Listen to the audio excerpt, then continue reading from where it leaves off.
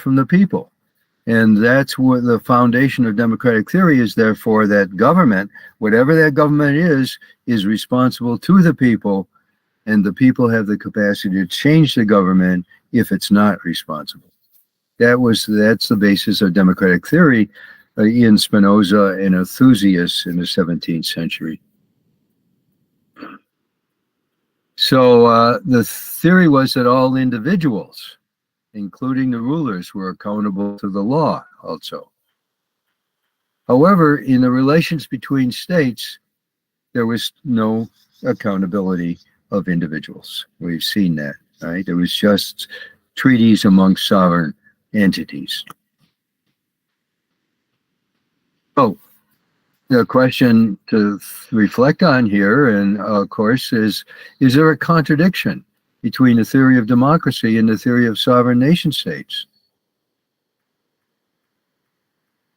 There's some, these two systems that we have, two theoretical systems in the world, theory of sovereign nation states, theory of democracy. Are they fundamentally incommensurable with one another? Is there a contradiction between these two theories?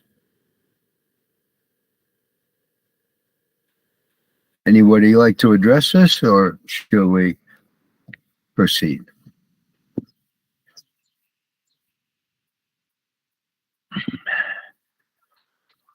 Okay.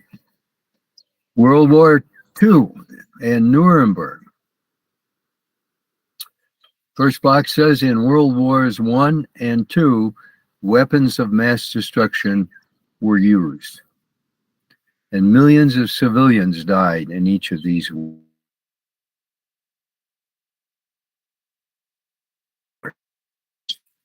Moral outrage on the right-hand side, top, moral outrage after the Second World War at the Nazi Holocaust and war tactics led leaders to demand that individuals be held accountable for these horrors.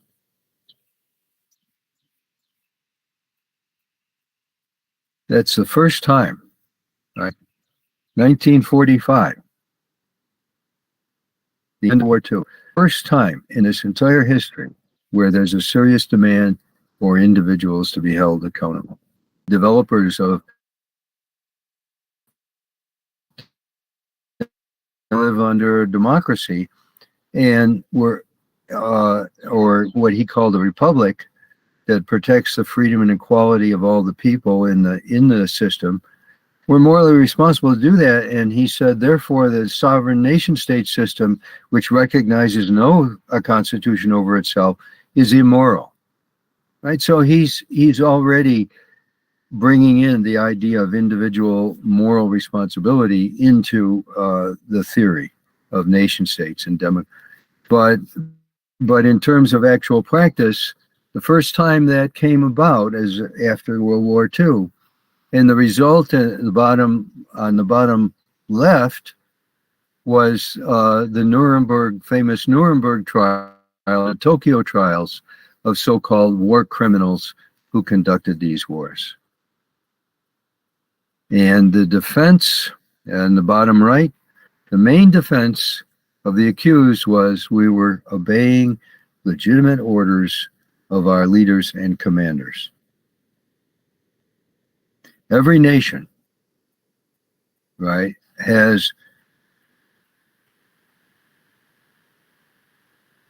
a military. Almost every nation has a military. And in the military, people are required to obey the orders of their commanders or their leaders.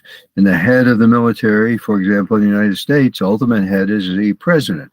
President is the commander-in-chief of the military. So if the president tells them to do X, Y, or Z in some war in some other country, they're just obeying orders. Are they more responsible for X, Y, and Z or what they do? Well, under the nation-state system, they're actually not. Under international law, as it transpired from 1648 to the Second World War, they were never held accountable. They were never thought accountable. The only thing that was, as we saw, that made nations accountable was defeat in the war. right?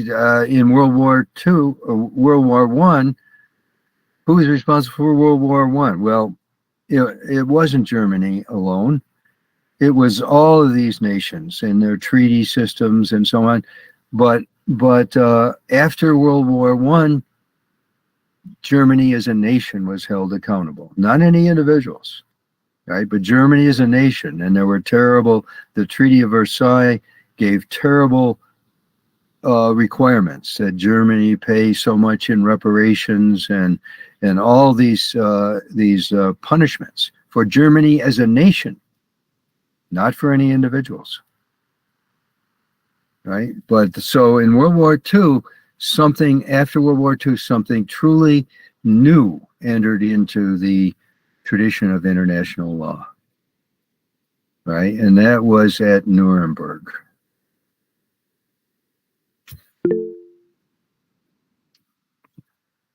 Dr. Martin? Yeah.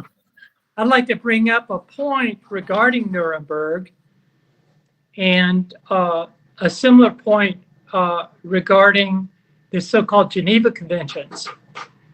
And that point being that there were a handful of generals, a handful of people that headed up camps that were prosecuted. But the crimes that were involved were there were far more individuals participating in those crimes, and crimes actually took place on both sides, on all sides. Sure. And so the problem here is that with the Nuremberg trials, there was merely retribution. There was not a standard universal court system for just trials for the people for the accused. I'm not apologizing for the accused, for the condemned, but rather pointing out that it was largely a token response. The Nuremberg trials were a token response. Very good. Yes, and that's what some of the thinkers will be looking at in the film minutes said. Right? They said you're hit the nail right on the head, because Nuremberg was victor's justice for one thing. They held them accountable, but they were the victors. Right? What if Germany had won? They could have held the Allies accountable, as victor's justice, and just done also a token sweep. Yeah. As was done.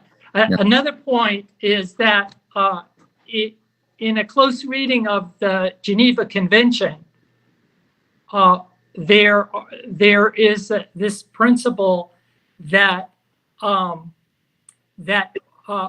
militaries, the nation's militaries, cannot attack civilian targets unless it's a military objective to do so. Right. And so this inexorably leads to the requirement of attacking civilians, because as it turns out, if you're not attacking civilians, that particular army or that nation does not win in the military conflict. So there are all sorts of unjust rules embedded in so-called international law. That's correct. Which makes it actually an international or world criminal system. They're not truly laws in the universal sense. Right. Well, we're getting there. Yes. Yeah. So here, this is from a book you can see at the bottom by Ratner and Abrams called "Accountability for Human Rights Atrocities in International Law Beyond the Nuremberg Legacy." Right, and so they say, Professor Martin, there has been a comment from Neelam Gupta, ma'am, over the same discussion. She's mentioning that customary international law and treaties over time, customary international law has recognized the principle of individual accountability for crimes such as genocide, war crimes, and crimes against humanity. Additionally, international treaties such as Geneva Conventions and the Convention Against Torture have codified international criminal responsibility for specific offenses. Yeah, very good. Yes. And we're getting to that point. They're attempting to codify it, but we'll see what some of the scholars have said about these attempts. You know, Professor Allman was saying these attempts are symbolic. They're not really effective attempts. You know, so let's look at what this book says. Ratner and Abrams say. They say international law, for its part, had little to contribute on this issue for most of the history as well. As defined by the positive school that dominated the field from the late 18th century, international law governed principally the relations between states and between their sovereigns, with individuals at best third-party beneficiaries. The notion that law would even govern the behavior of governments vis-a-vis their own citizens, let alone prescribe accountability for individuals for misconduct, was anathema to the entire exercise. In that respect, internal sovereignty was, until the early in the 20th century, nearly complete and insulated from the law of nations. Right? There's a difference between individual accountability within nations and the law of nations in which individuals are not accountable. That's what they're saying. So international law was traditionally conceived involving treaties amongst sovereign states and entirely ignored individuals. Only after World War II was there a move to include international law responsibility for individuals. And between the wars, between World War I and World War II, as Professor Allman pointed out, there were the Geneva Conventions. They weren't holding individuals accountable, but the Geneva Conventions said they prescribed some laws of war. Interestingly enough, war where people try to slaughter each other, supposed to have laws that govern the behavior of these armies. One of the laws of war is that you're not supposed to attack civilians. Right? You're supposed to attack only the enemy military. So in 1948, the UN issued the Declaration of Human Rights, the Universal Declaration. And the Declaration, recognized to this day, is not a part of international law. It's symbolized as the recognition that law must be about human beings and their rights, not about nation states and their so-called right to go to war or violate the rights of their own citizens. So but interestingly, as we saw earlier on in the week, the UN Universal Declaration says that the recognition of inviolable human rights and dignity is the foundation of justice, peace, and freedom in the world. So if that's the case, right, if recognition of our inviolable rights and dignity is really the foundation of justice, peace, and freedom in the world, then isn't there a contradiction, a fundamental contradiction between our human rights and the system of sovereign nation states, which is not founded on human dignity or inviolable rights. It's founded on the autonomy of power centers, territorial power centers called sovereign nations, which relate to one another with something called international law, which largely excludes human beings. It's about the relation between these states. So here's a book by Jenks and Fuller called Global Crime and Justice. The Nuremberg trials, and the Nuremberg trials were, as we have seen, victor's justice, right? They decided to hold individuals accountable. And as symbolic as that may be, and as merely victor's justice as it may be, it still brings the idea of individual accountability into international law. And this was formalized in the charter, the Nuremberg Charter which was agreed to by the UN in 1950. And it includes a number of principles. I've isolated Principle 1 and Principle 3 so that we can see the point here.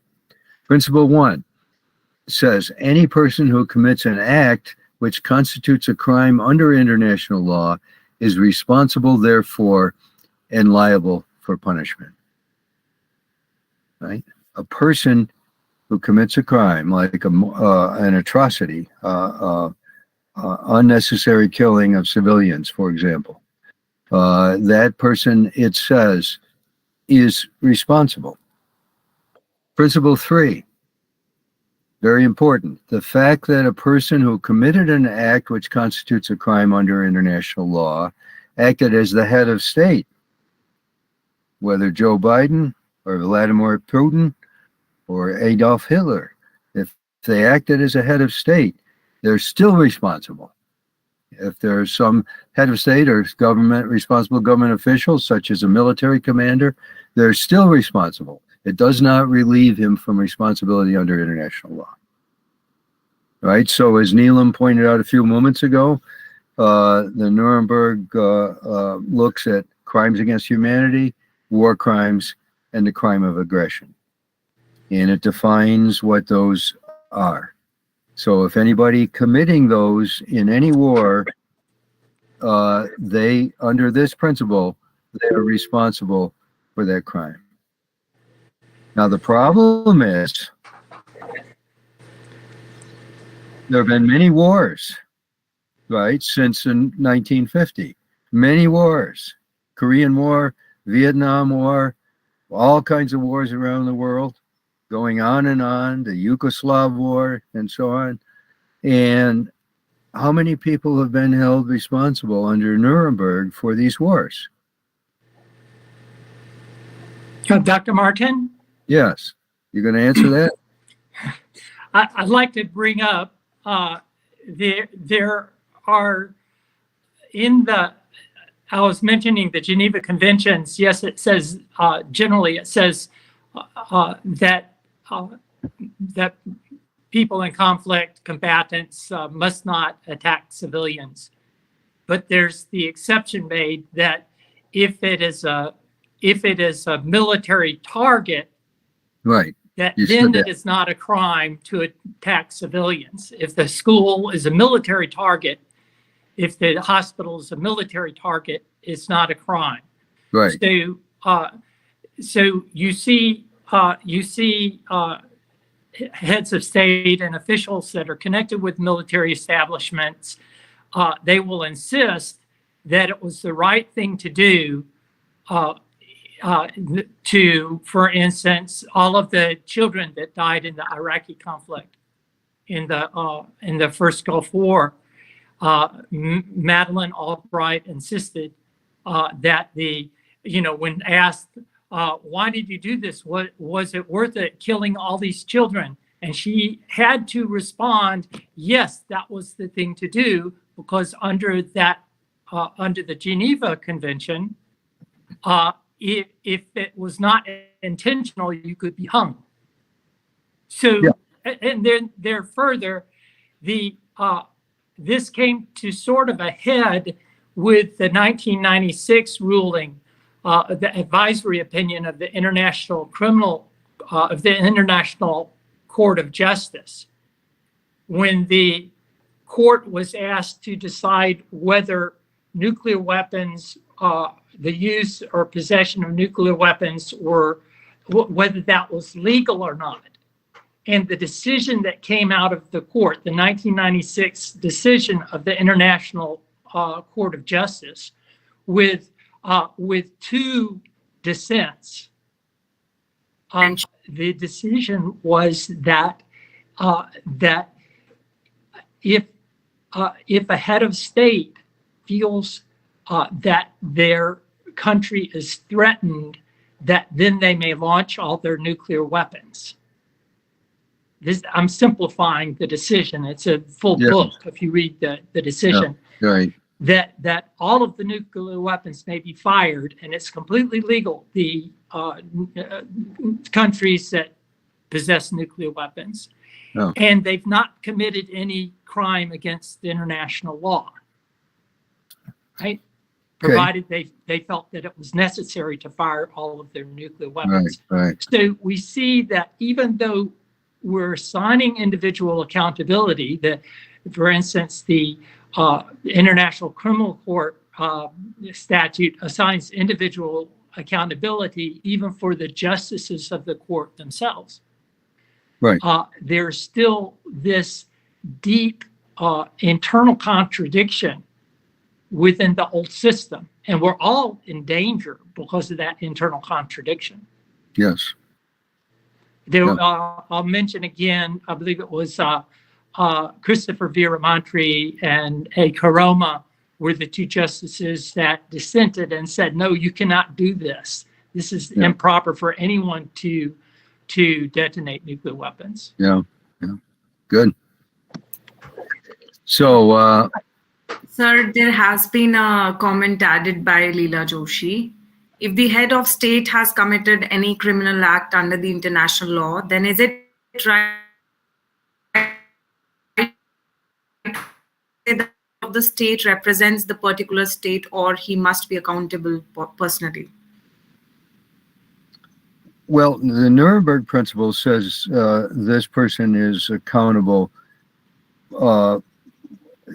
as an individual, as a human individual, even if he holds the position of a head of state, right? So the position you hold, no matter what it is within the government, is irrelevant if you commit these crimes, right? So the head of state doesn't, whether one's in the head of state or not, if one is responsible by giving orders, for example, to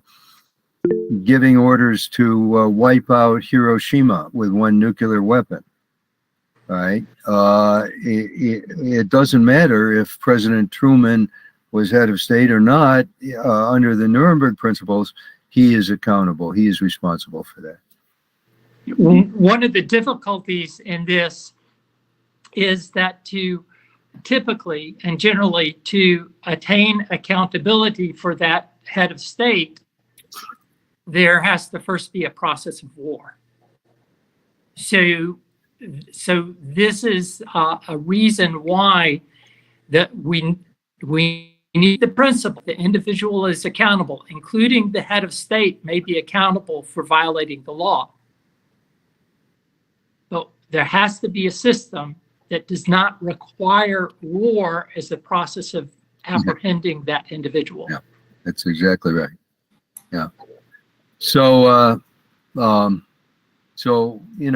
this question here, how and why does the idea of individual accountability gotten into international law? We've been looking at that, right? Only after the Second World War, but nevertheless, there's going to be.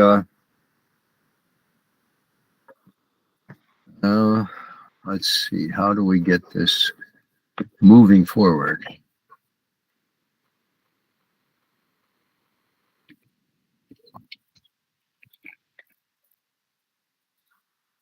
I would also point out regarding the Leela Joshi's question that under the Earth Constitution and the Earth Federation, that it is the head of state that is held accountable, and a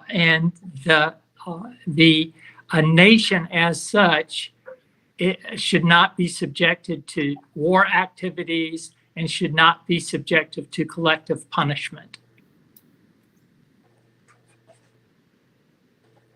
Doctor, maybe you can stop sharing and then again start sharing. Otherwise, I will share from my end. I think I'll try that. Yeah, because it's not.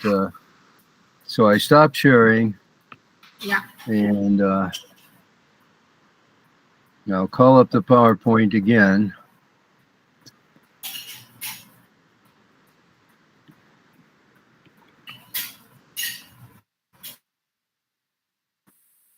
Okay, and then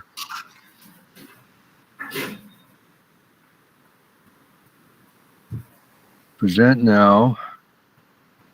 No, not yet. Yeah, it's coming. Okay. It's coming. Let's try it.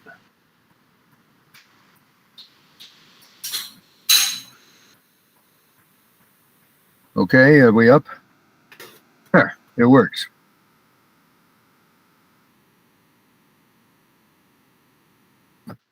So the modern nation-state system. Scholars agree that the current system, even to this day, is essentially Westphalian. Right? Here we are 300 years later, and we got the same system as the 17th century. It stems from the Peace of Westphalia, which took place in 1648. The Peace of Westphalia declared that each ruler would. Dr. Martin, is this the beginning of the slideshow? Wait a minute. Let me go through it.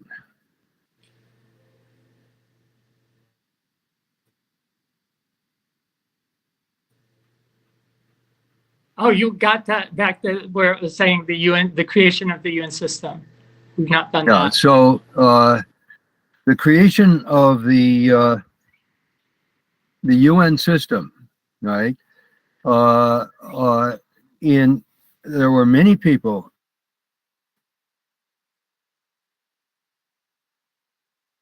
and just after it who wanted a world federal system. They wanted world government. And but the UN system was largely created by the three great powers: Stalin over the Soviet Union, Winston Churchill in England, and Theodore Roosevelt in the United States. And they did not want an international body which restricted their imperial designs. Right? They weren't ready to have some authority over their nations. They were the most powerful nations on earth. So they modified the desire of people to have a real world authority and created what we now call the United Nations. The United Nations Charter, as Professor Allman has pointed out earlier, it gives war as the only solution to keep the peace. It does not put any authority over the nations. In fact, we'll see in a moment, it even strengthens this system. So, what was the function of the large treaty called the United Nations? It was established in 1948. The UN Charter affirms the principle. It affirms it. It affirms the principle of the sovereign independence of each nation. The UN Charter gives the Security Council authority to keep the peace if any nation tries to breach the peace among nations.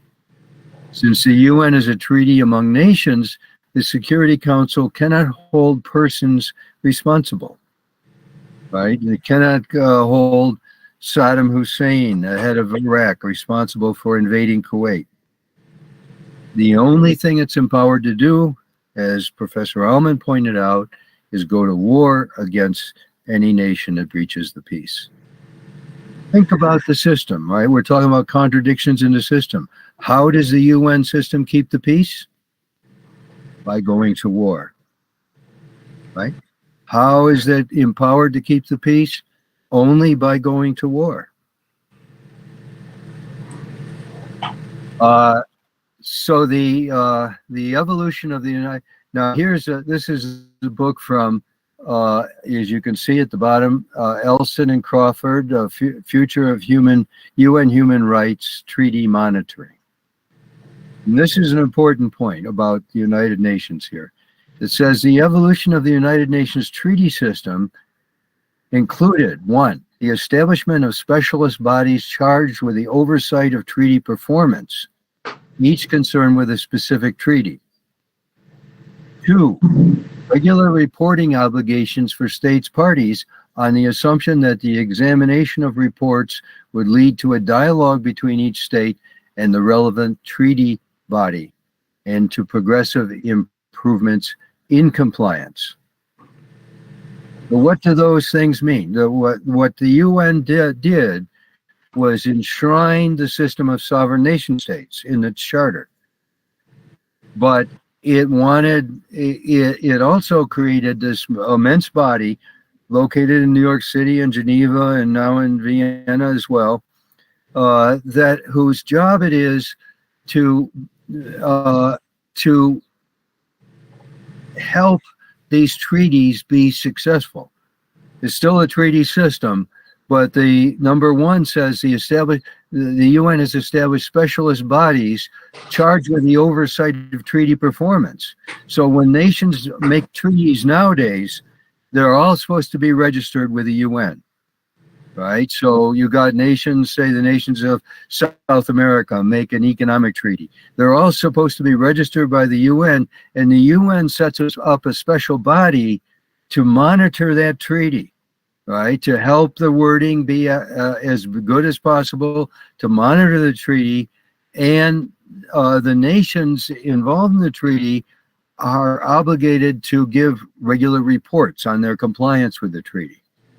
So if Argentina, for example, is part of the treaty, and the treaty is about human rights, every year Argentina tells about how it's protected human rights. Voluntarily, it's the reporting of the actual entity that is being held responsible under this treaty, right? So if Argentina is violating the rights of its people, it's obviously not going to report that, is it? Right? The report, it comes from Argentina. It reports on how it is complying with the treaty voluntarily. You know, it's like I have a drug cartel in my city here. I'm the head of it. And the FBI asked me to report on whether or not I'm violating the law. And of course, I'll just make my report and say, no, I'm not violating the law. Right? It's a system that does not effectively work, obviously.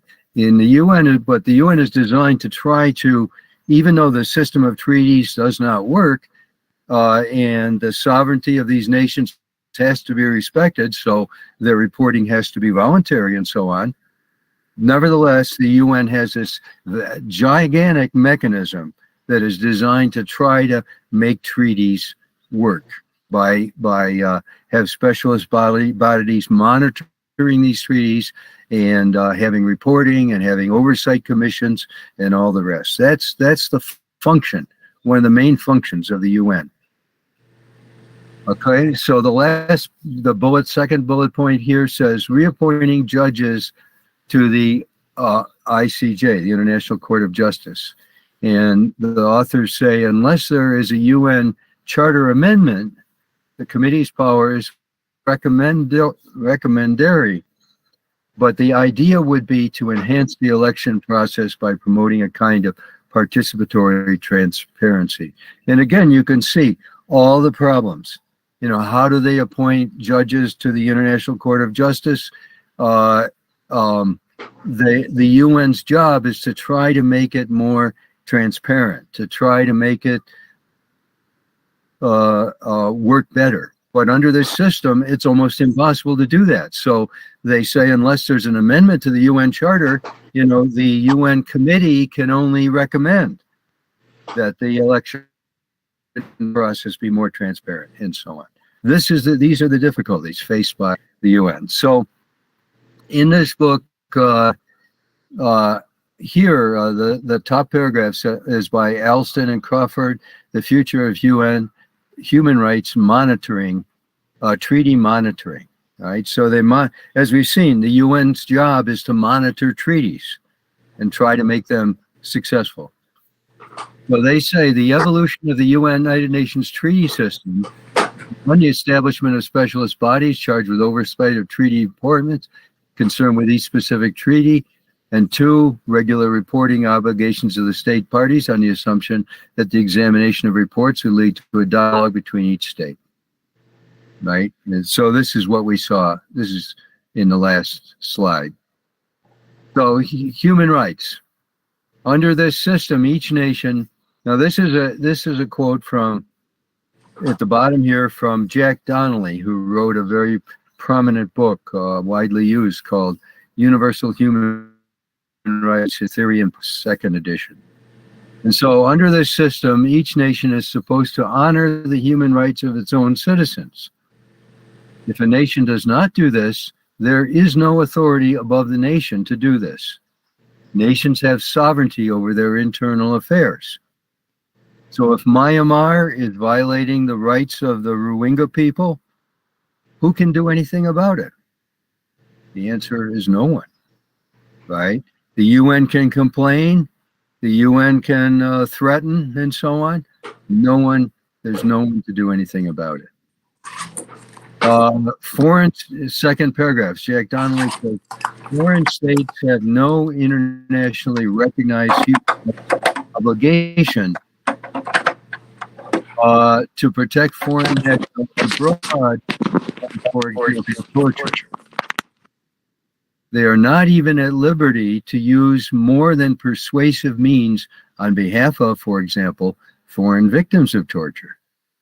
Current norms of state sovereignty still prohibit states from acting coercively abroad against torture and virtually all other violations of human rights. Right? So each state is supposed to be responsible for its own, but if the state violates human rights, if Saudi Arabia denies the human rights of all of its women, citizens, there's nothing any other state can do about this. Right? State sovereignty. Yeah. Dr. Martin, I'd like to bring up an example of this, for instance, is in Rome Statute for the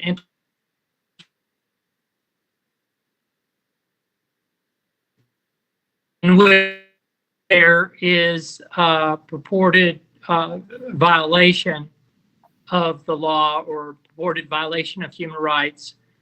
The court and the prosecutor has to request, right? Yes. Has to request the apprehension of the accused. Yes. So the court under the International Criminal Court, it does not have mandamus. Right. It does not have a true court authority, but rather it has this position of requesting the delivery or apprehension of the accused. Yes, we've got a slide that's to that basic idea.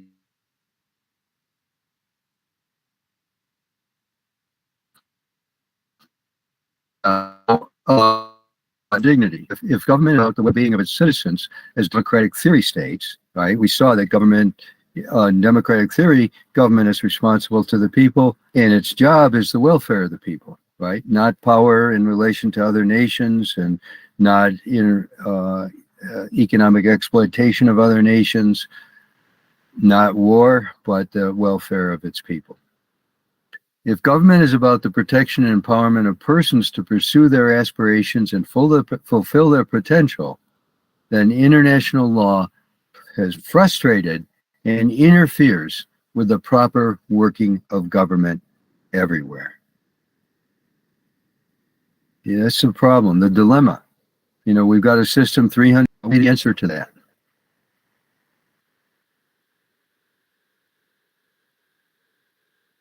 The UN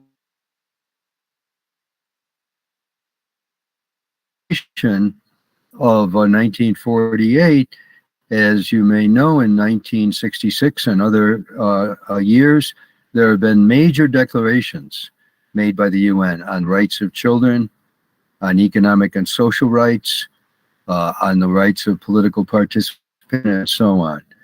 And these declarations are they're part of a promotional system that the UN is doing, trying to get human rights more important in the world and trying to influence nations to respect human rights. But they're not part of international law. They're merely idea solutions. So the philosopher of law, H.L.A. Hart, in his 1961 book called says the following: for though it is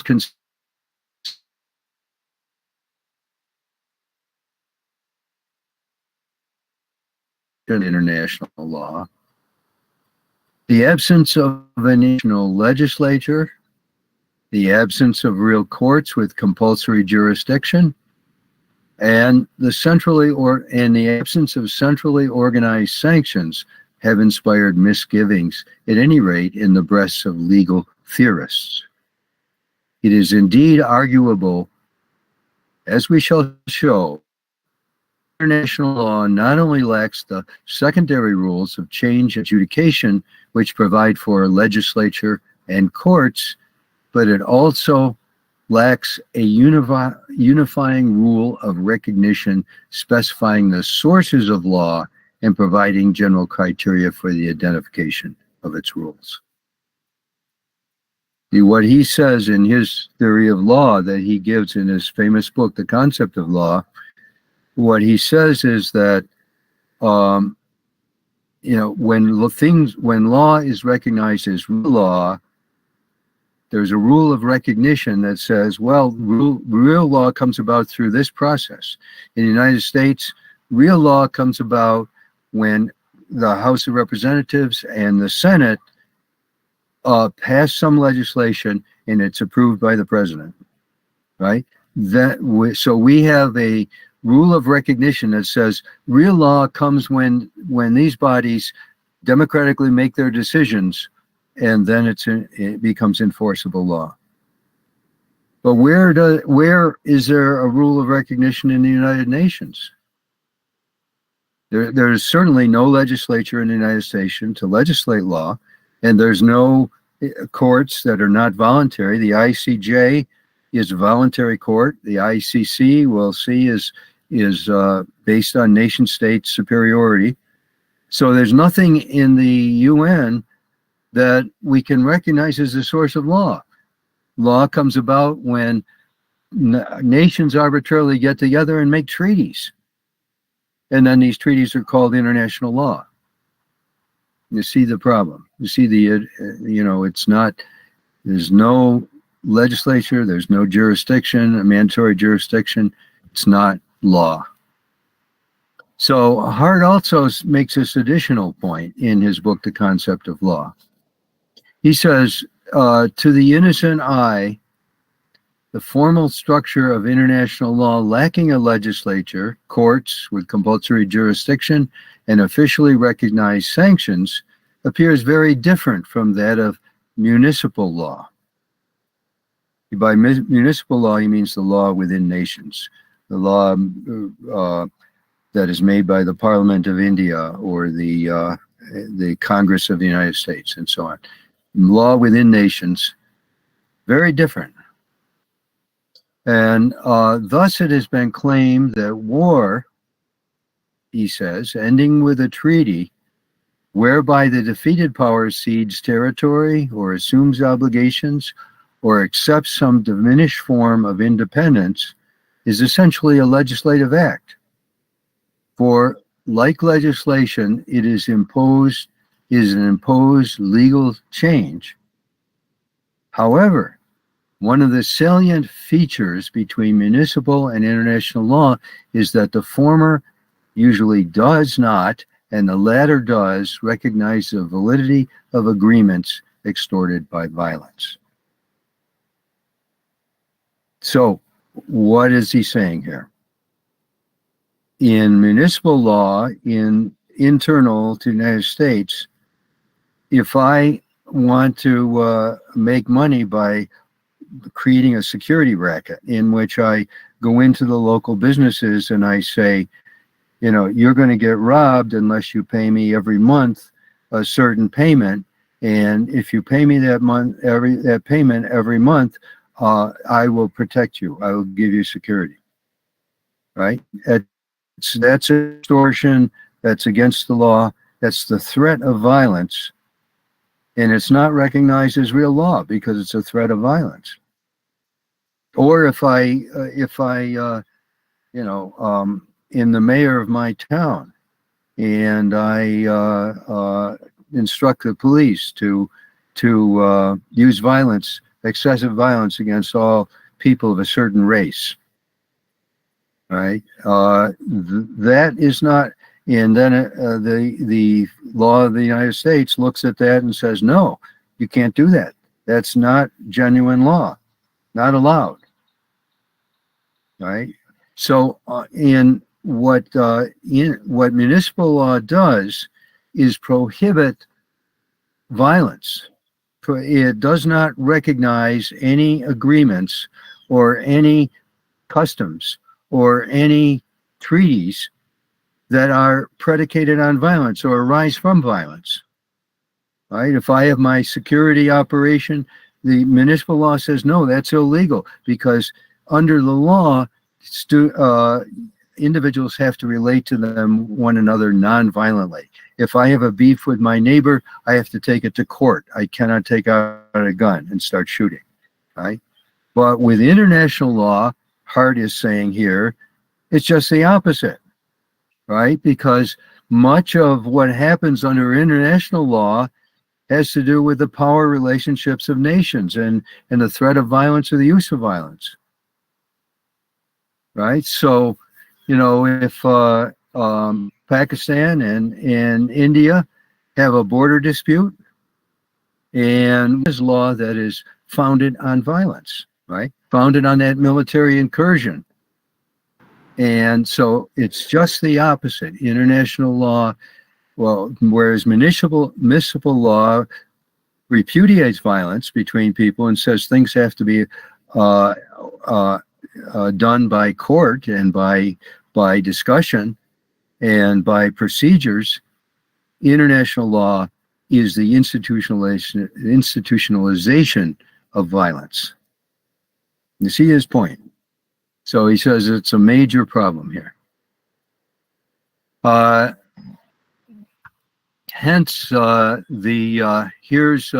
is David Lubin, who is another well-known philosopher of law, in his book Legal Modernism, Law, Meaning, and Justice.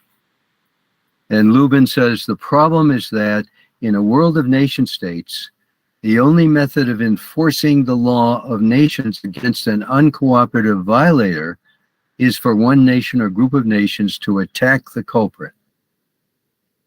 And the fact that the Nuremberg Charter is unenforceable and that only victor's justice is possible is thus another artifact of the system of sovereign nation states, which we have criticized earlier. Nevertheless, as long as we live in a world of nation states, we must, as a matter of political necessity, the Nuremberg Charter as mostly unenforceable dead in its advance in the rule of law as therefore only symbolic. The symbolism is surely not to be denigrated, but it is undeniable that the legacy left by Nuremberg to the rule of law is compromised and equivocal. Right? You see that, so after World War I, people realize, and the UN realized, we've got to get responsibility for individuals into the international law. But because the system itself defeats the holding individuals responsible, it is almost impossible to get real responsibility of individuals into international law. And so here's another well-known political legal philosopher, David Held, on the UN system. He says, the origins of this tension can be traced back to the entrenchment of territorial sovereignty by European powers seeking to consolidate national domains. This process of entrenchment set the signature of the state system. Each state is entrenched within its territorial boundaries, shaping the form and dynamics of interstate relations well into the 20th century. The grafting onto this structure of the United Nations system in the aftermath of the Second World War, moreover, did not fundamentally alter its core features. In fact, the UN Charter enhanced the role of the great powers, further legitimating their claim to leadership in international politics. How did the UN enhance the authority of the great powers. He says the UN Charter did not change the Westphalian system of war system. It even enhanced the authority of the great powers. How did it do that?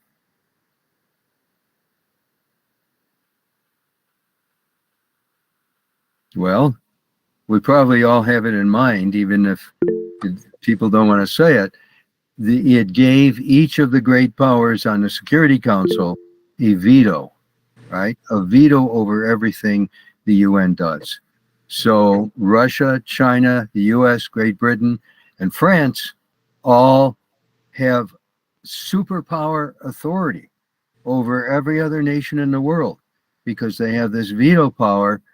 And even though the UN itself is not a legislature and has no power, it has influence. You know, it talks about human rights all the time and so on. But what the actual system does was to enhance the power of those big five countries. Dr. Martin? Yeah. I'd like to point out that although the power of the military forces of those five countries are greatly enhanced, overall the system reduces the voice of the people in those respective countries, not just in the countries that are not permanent Security Council members, but it also reduces the voice of the public in the permanent Security Council member nations, because we are restricted from speaking out and we are economically prohibited from speaking out against misbehavior of any of our respective national governments or against individuals within the national governments. Our capacity to respond is greatly diminished. Absolutely. Very good. Right. So here's Held's conclusion, David Held's conclusion. He says, in sum, the UN Charter model, despite its good intentions, failed effectively to generate a new principle of organization in the international order. A principle which might finally break fundamentally with the logic of Westphalia and generate new democratic mechanisms of political coordination and change. Right? So the UN is not broken with the logic of Westphalia, right? It has failed to do that.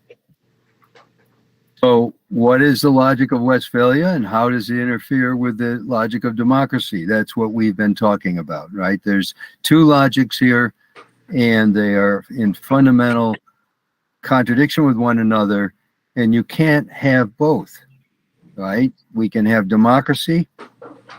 Democracy means that government is based on responsibility to the people, or you can have an international war system, treaty system, which undermines democracy. So Held finally concludes here.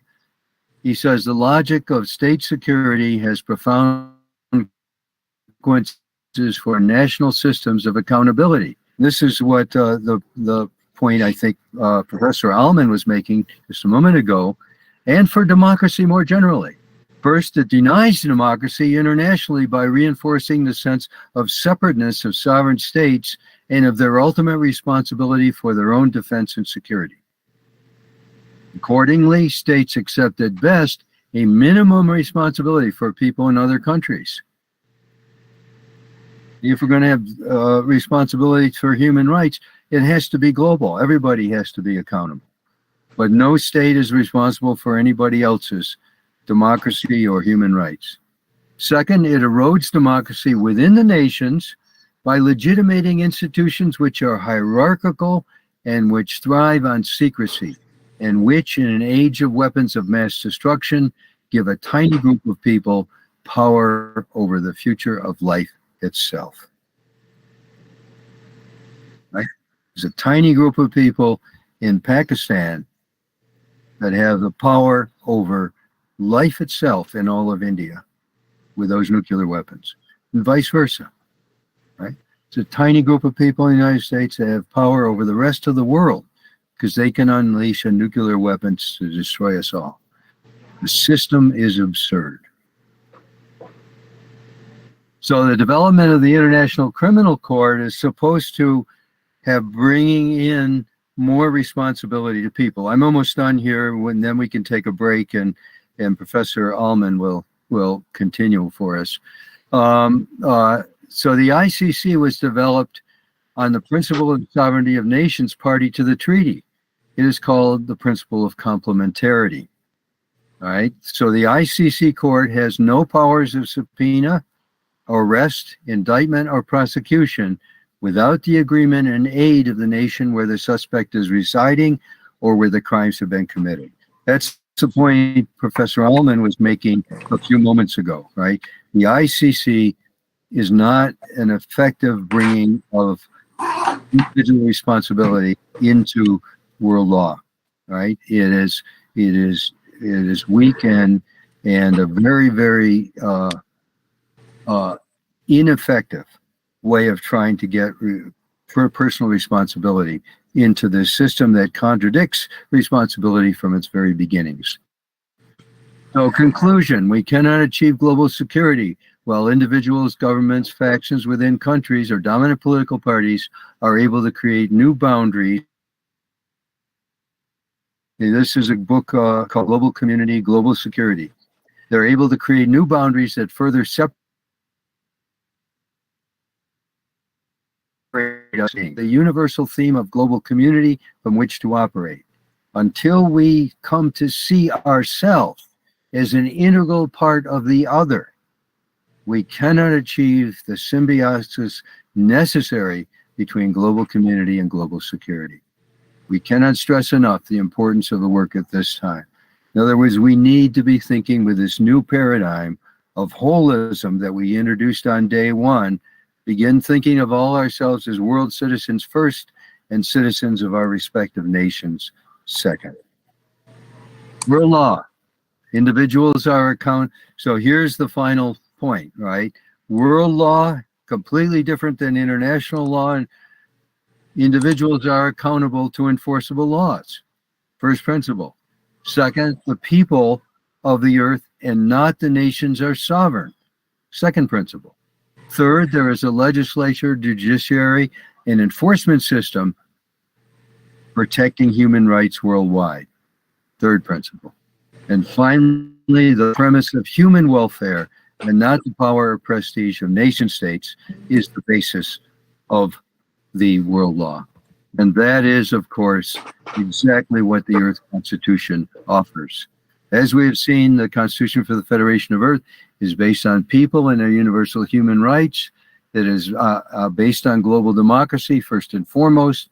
Nations are part of the world parliament, but only when people are sovereign and government is based on people first can there be peace, justice, and sustainability. Okay, so that's the end of that, and let's take a 10-minute break, and after the break, we'll come back and we'll talk about the world districts and how they're organized, and Professor Allman will lead our okay? That's it. So, okay, everybody, see you in 10 minutes. Thank you. See you soon. Thank you, Professor Martin. Mm-hmm. Doctor, today's session was really wonderful. Thank you. Okay.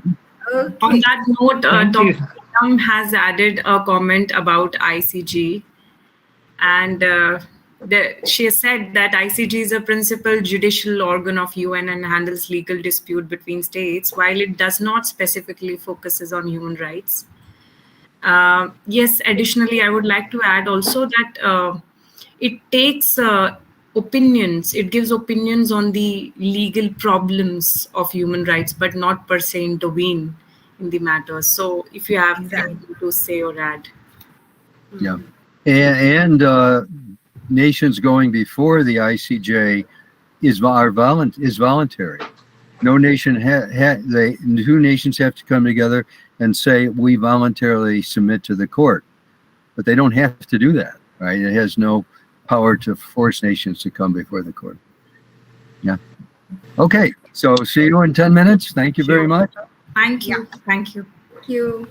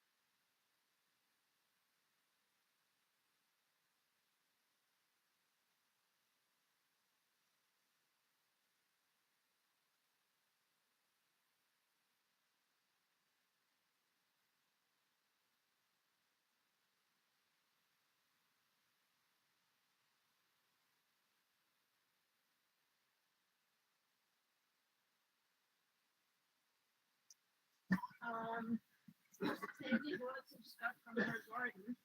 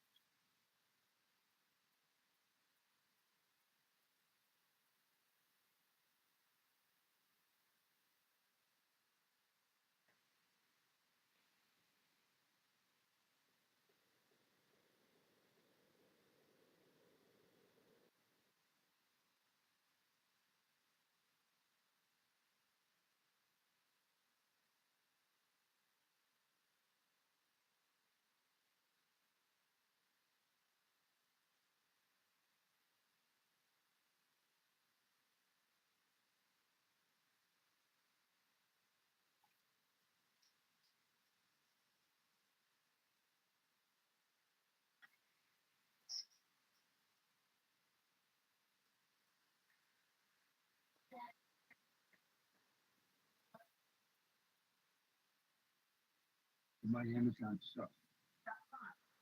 Yes. And I get I sign it in my office, I know when we use. I don't have Amazon Prime. Well, I can order it. That's the only time now. Right. So I'll go on and look for it and send it all to you on Glen EDU. Okay. Okay. And at some point you will share that information with me, I hope.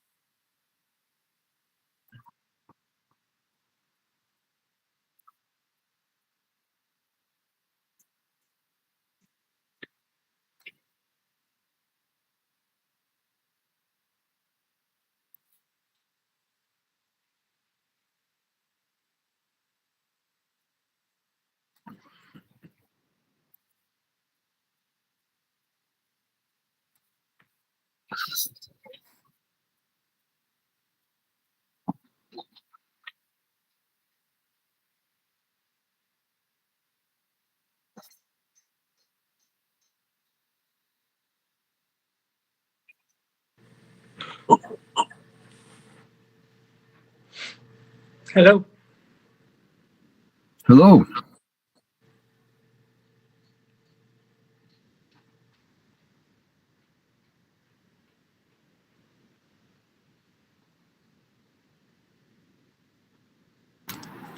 Hello, professors. We can start. Okay.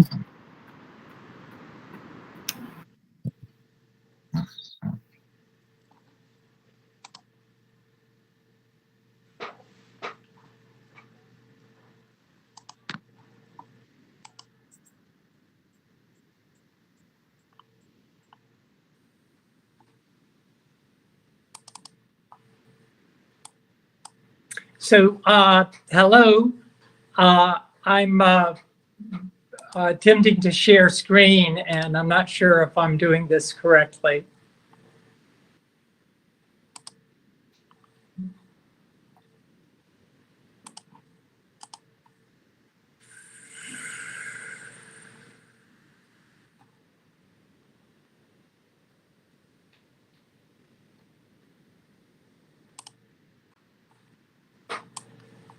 Can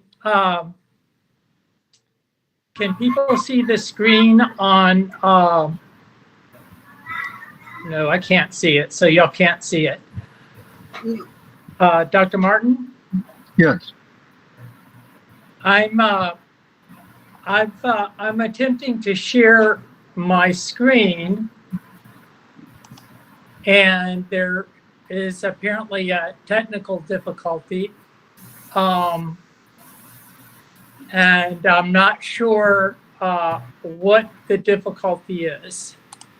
There must be, Miss Almond, there are three options, right? Your entire screen, a window, and a tab. Yes, yes. And are you clicking on window? Or you want Try I to was window. clicking on, Yeah. I was clicking on entire screen, but that wasn't working. Try window. Okay. And I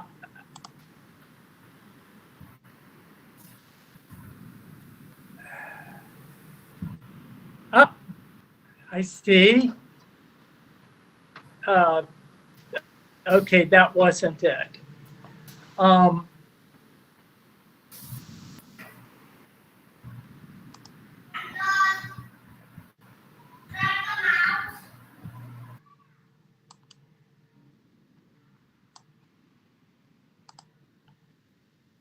I'm going to move ahead without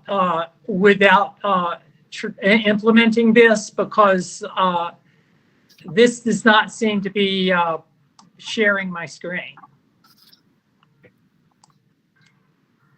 Okay.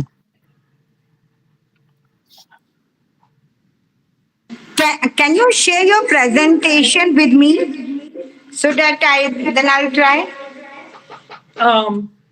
I'll see what I can do. I think I have sent those documents. I have sent those documents to your email and to the Google Drive, the shared Google Drive. Once I receive the email, I will pick it from there. Yes, yes.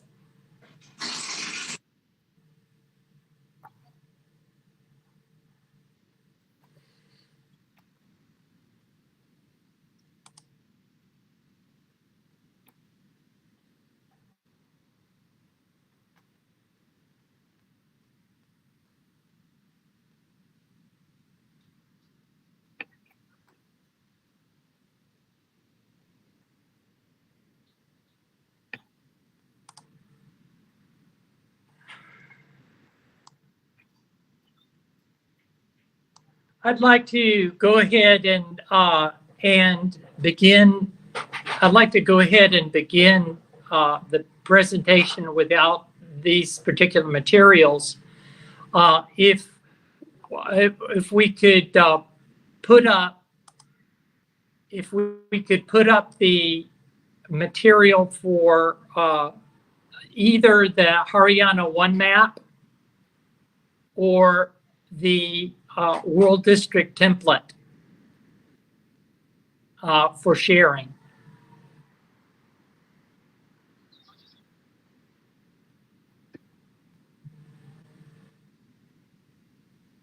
Salman, you are asking me to share the Haryana map, right? Yeah, The if you Haryana map, please. you can do that, Elam. Yes. I'll do that. Just give me. In the meantime, Doctor, I'm opening it. Miss Almond, you can start with explaining something. So then I'll open in the meantime. Okay?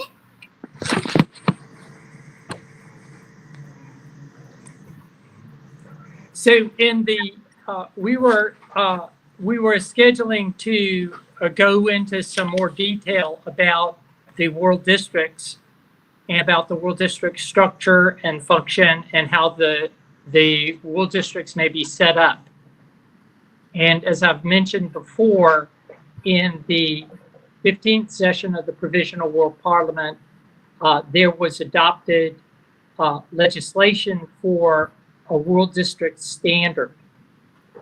And in addition to that legislation, there were legislative amendments to 3 World Legislative Acts. The World Legislative Act regarding the World Court System and District World Courts, the legislation regarding the World University System, and the legislation regarding the Emergency Earth Rescue Administration. So these 3 amendments function together with the World District Standard to show how the world districts can form and function and move forward. So each world district, when they are set up, will have a district court, and the participants in the district court, the judges, of which there will be at least 3 in each case, and the solicitor and the advocate, they each have there's at least there's several benches. There are 4 benches approximately per district eventually, once we have the personnel that is qualified to serve.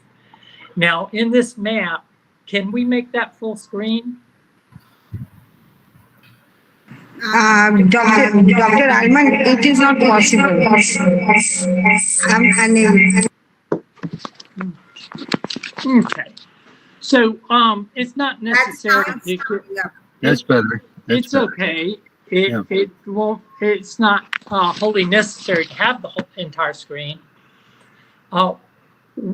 The nations of the world, the countries around the world, pretty much every country has a system for conducting a census, and I believe the last at the time that this map was drawn up, the most recent census was the census from 2011. So you all must recognize this map as being a map of Haryana, the districts of Haryana, that is the Pradesh districts of Haryana, and Delhi. And the in fine print on this map, if you could see, the Indian census has given the population of these districts in 2011. Since then, if I believe that that India has had a new census, and so these lines would undoubtedly be drawn somewhat differently from how they're drawn here. It was not a process taking too very long. This took perhaps 2 or 3 days to go through the census of the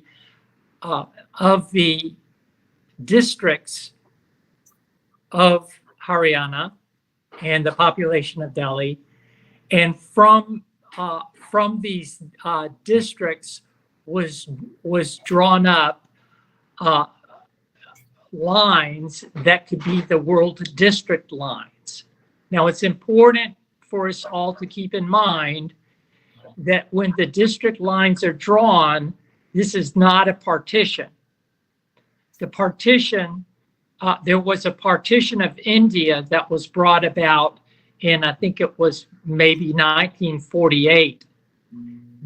This partition was affected by the old world system of the United Nations and the agreements that were made and with the United Kingdom, the Commonwealth realm, and upon the independence of India, there was a petition.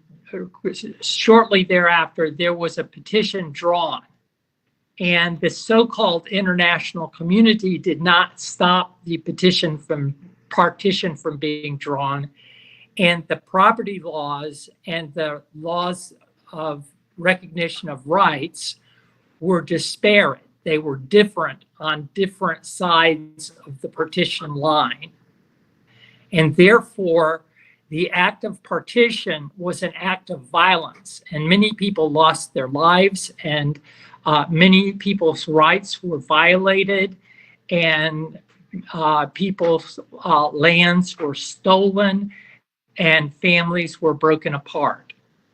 That is a partition line under which the laws on either side of the line are not the same laws. So although ostensibly the United Nations system says that all of the countries have equal rights, factually and actually, there are disparate powers in the United Nations system, which inevitably result in the abuse of the people and of conflicts among the states. In the case of drawing of district lines, the law on either side of the district line is the same law.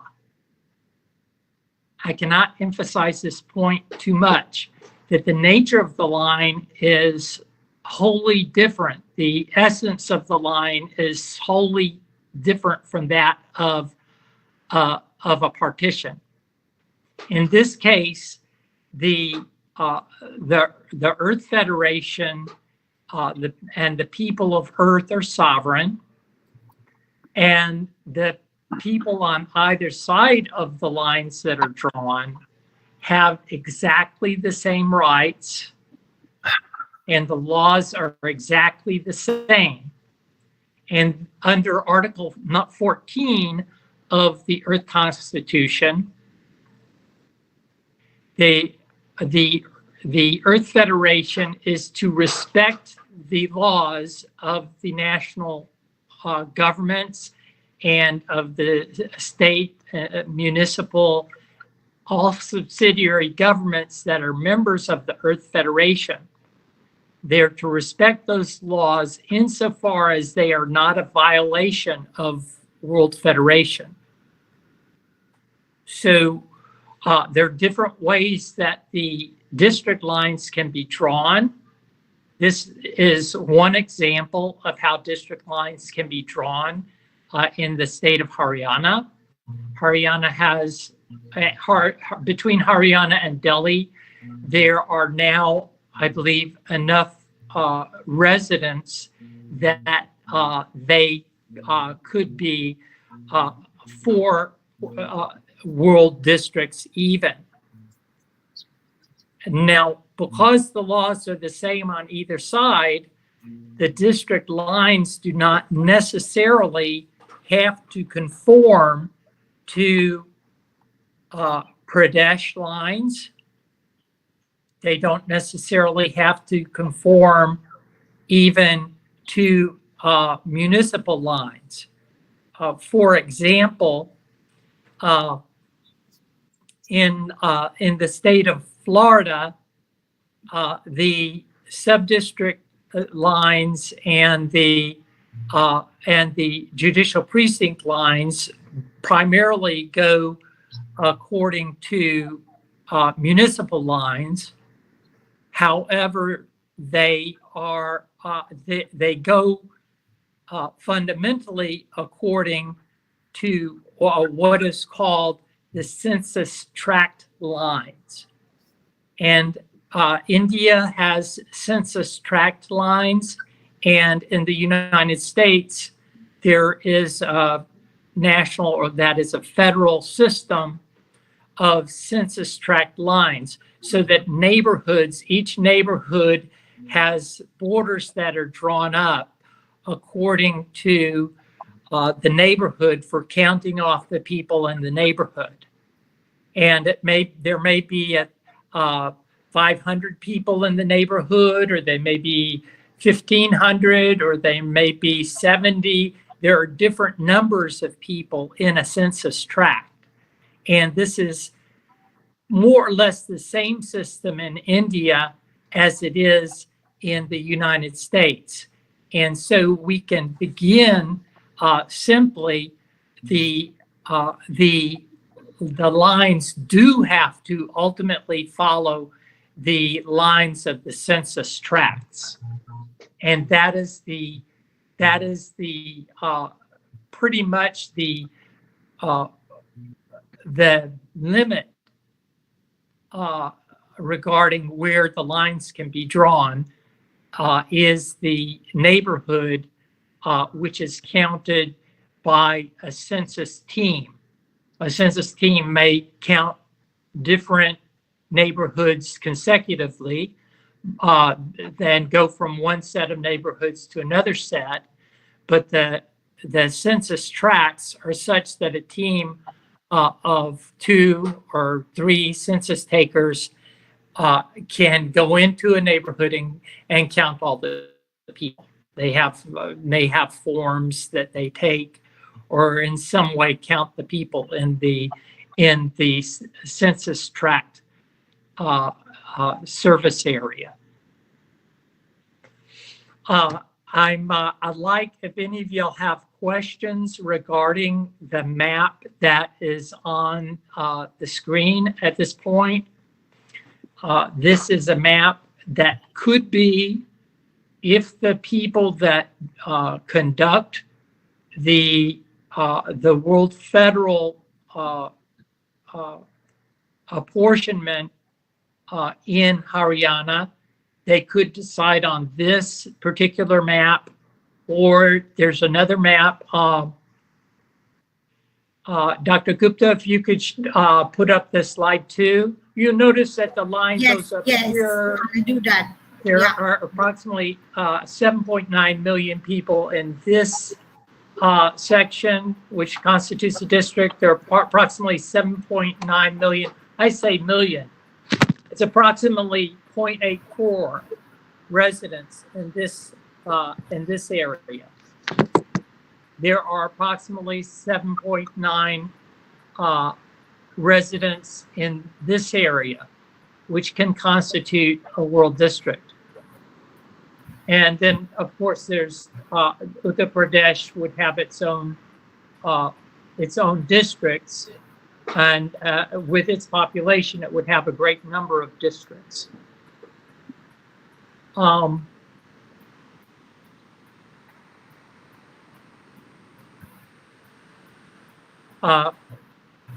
Dr. Gupta, will we see the other?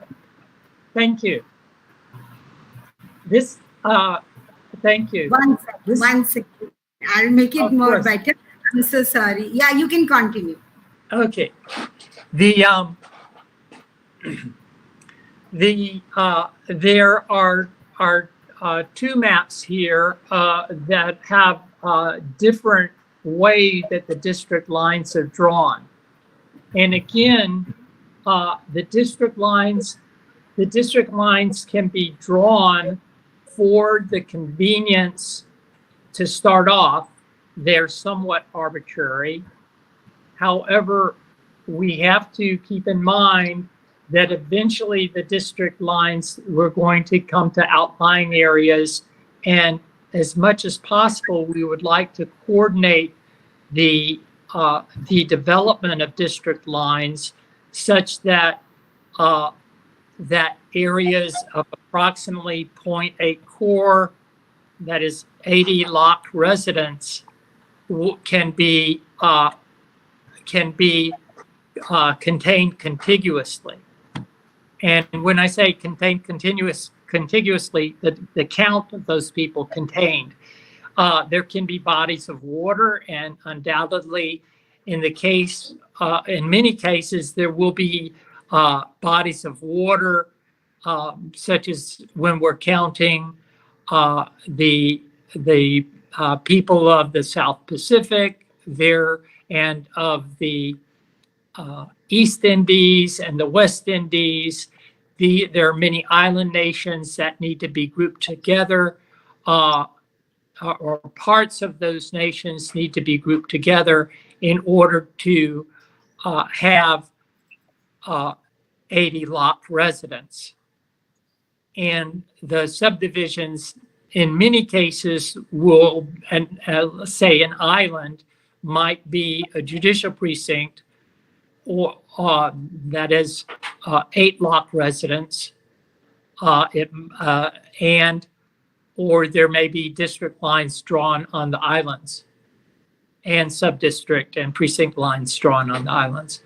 In the case of Haryana, the ultimate lines for the District of Haryana do not necessarily conform to the lines that are drawn here, but they may. And I would suggest to any team that were working on it to consider the maps that are done already, simply to expedite the process. But there's no fundamental reason why the lines cannot be drawn differently from this. This was a way to create largely contiguous world districts. When I say contiguous, the districts themselves are largely in one piece.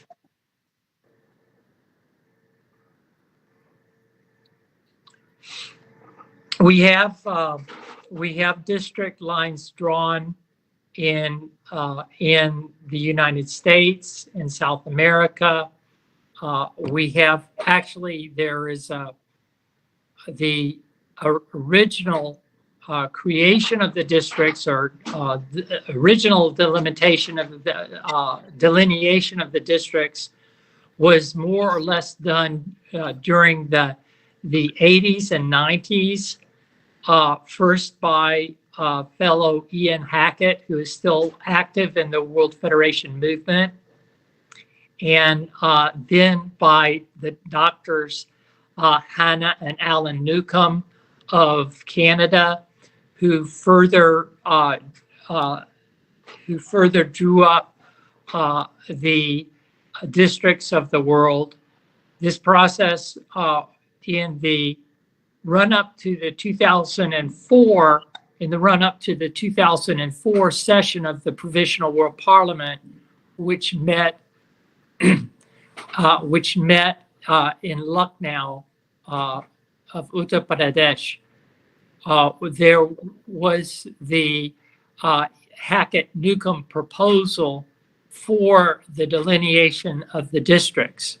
And this was a general delineation of districts according to the national governments that were counted at that time. And the Provisional World Parliament adopted a preliminary drawing of district lines and of a beginning assessment of districts for the national governments. And this has been carried forward and reviewed over the years. It was reviewed again in 2010.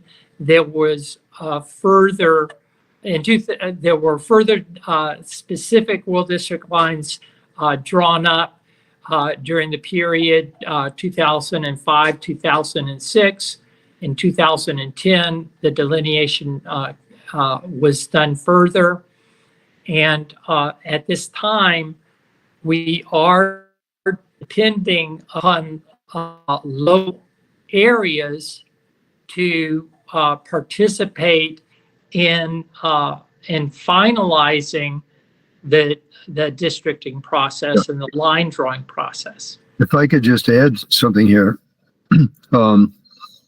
as a matter of fact,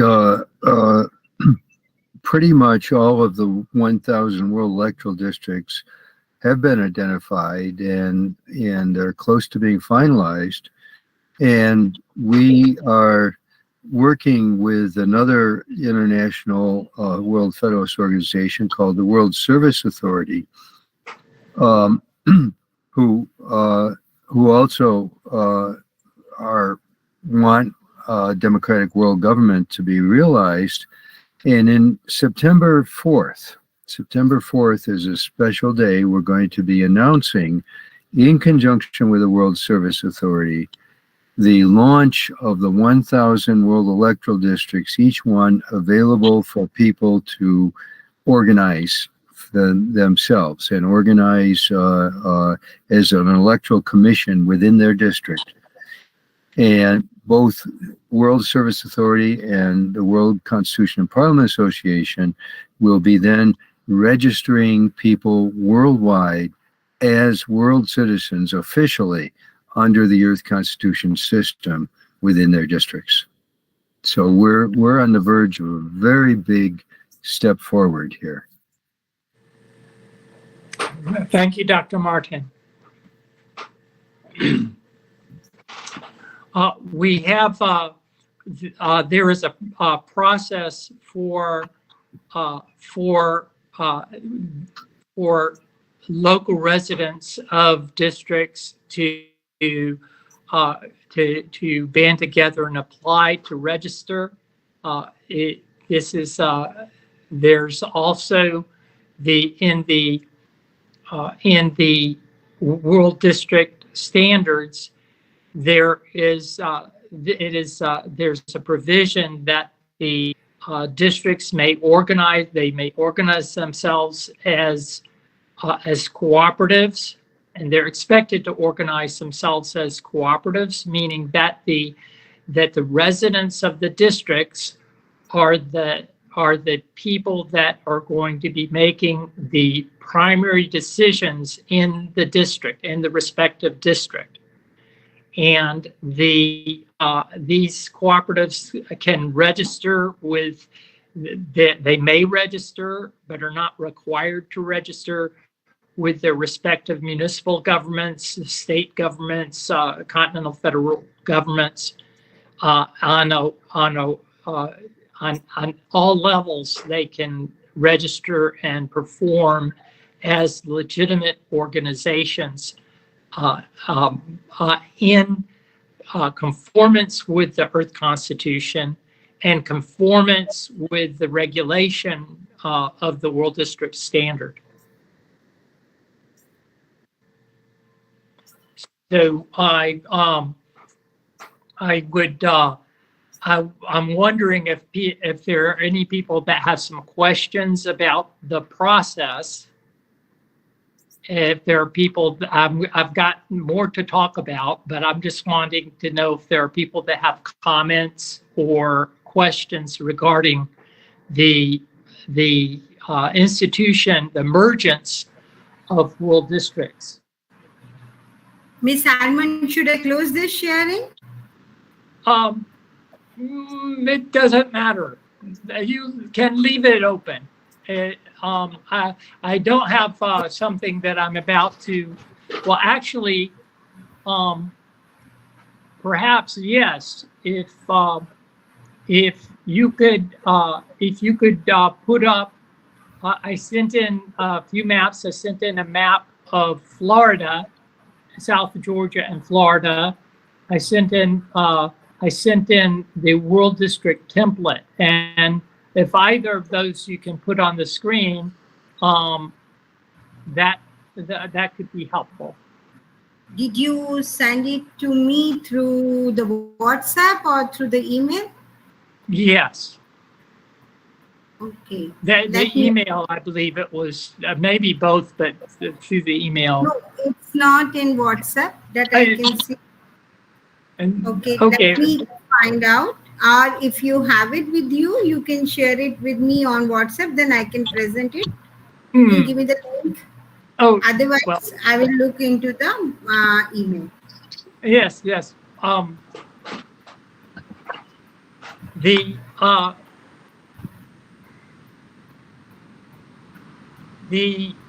Parliament adopted amendments, and the specific amendments that it adopted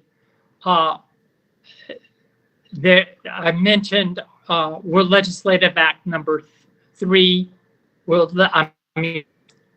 Legislative Act number 4, were Legislative Act number 5, and were Legislative Act number 6.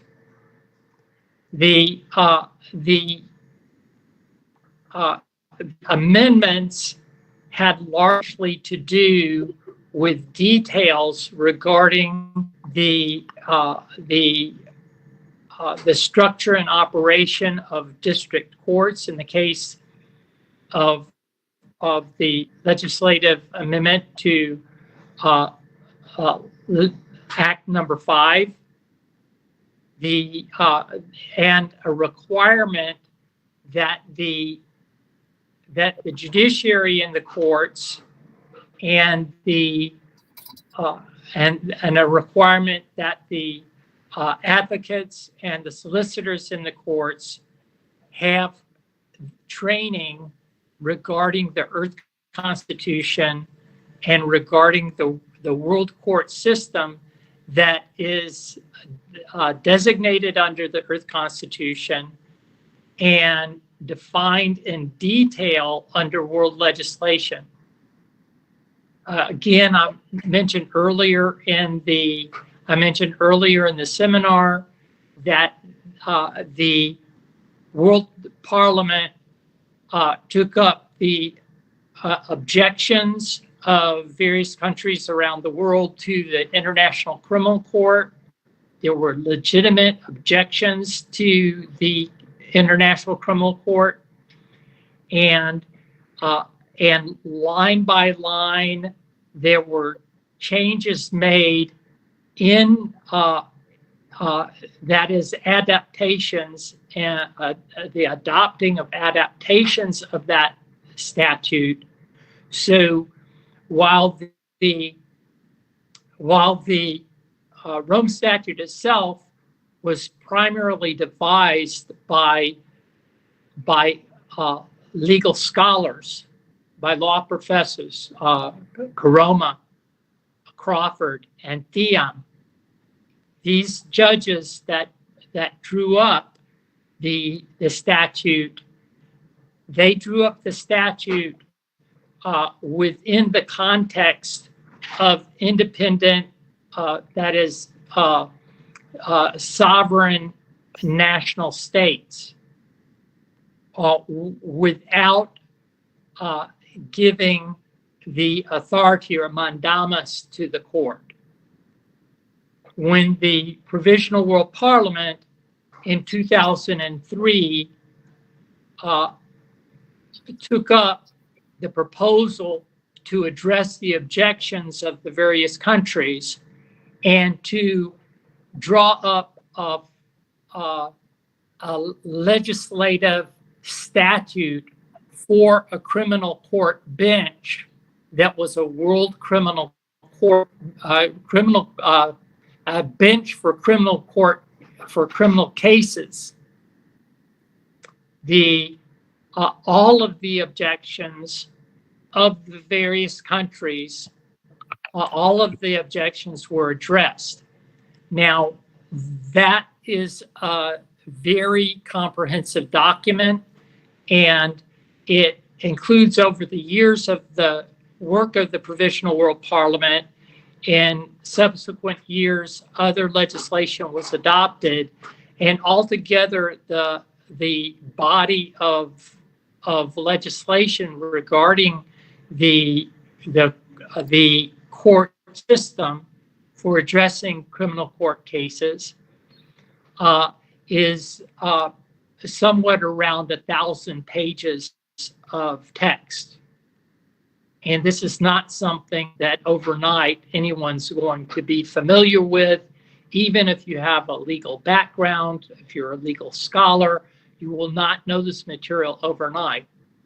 But the law as adopted by the Provisional World Parliament answers all of the objections without undermining and without abandoning the legal foundation in terms of the organizational structure of the International Criminal Court, but the principles were transcended. So, in other words, within the court, under the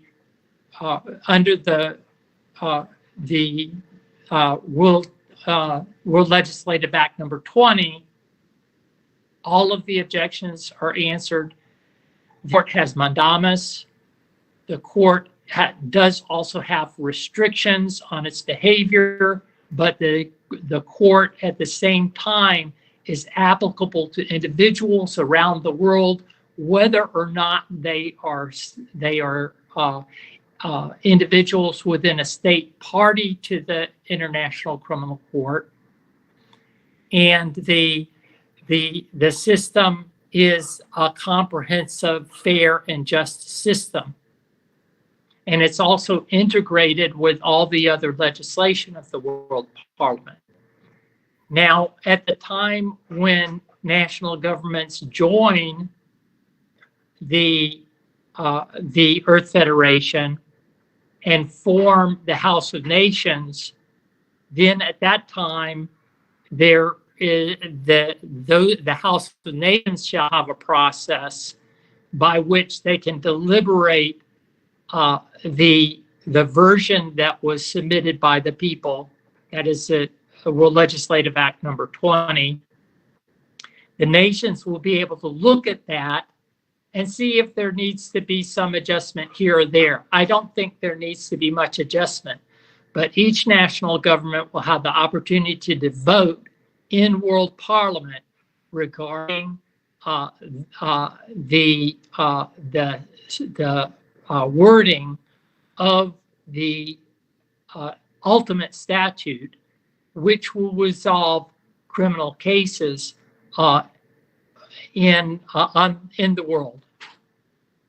And the amendments in World Legislative Act number 4 for the World University System spells out the specific legislation that the judges have to be familiar with in order to participate as judges. It specifies the specific legislation that the solicitors have to be familiar with in order to participate properly as solicitors, and it specifies the specific legislation that the advocates have to be familiar with in order to effectively and justly participate as advocates.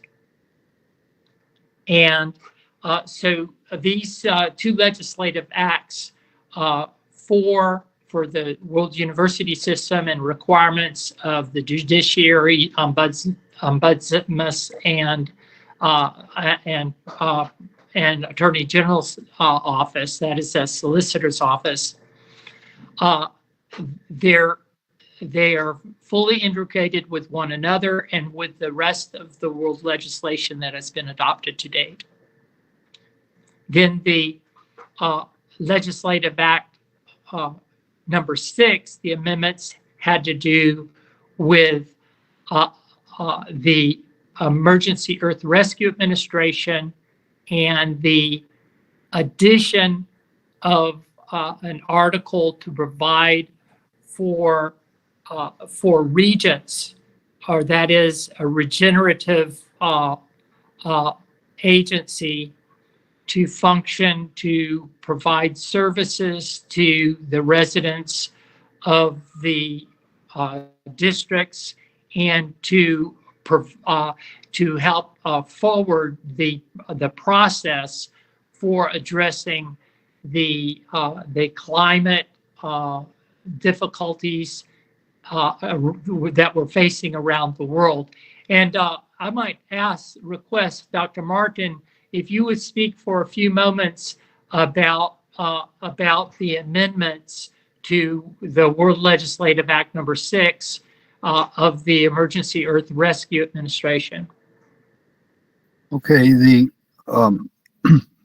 we saw when we were looking at the issue of sustainability that the Earth is in a terrible condition, and it today the basic concept among active environmental thinkers is regeneration. It's not just that we have to stop polluting or stop destroying the ecosystem of our planet, but we have to actively begin restoring, actively begin regenerating, and we saw also when we were looking at sustainability that a major factor in our lack of sustainability is the global population, and which continues to explode, adding another 80 million new persons a year to a population which is already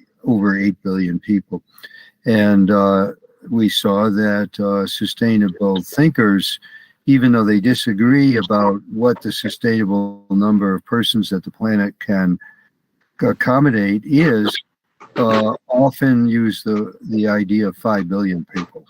So the amendments to World Legislative Act 6 addresses each world electoral and administrative districts. We've seen, as Professor Allman is talking about, each one has about 8 million people. They're all about the same size.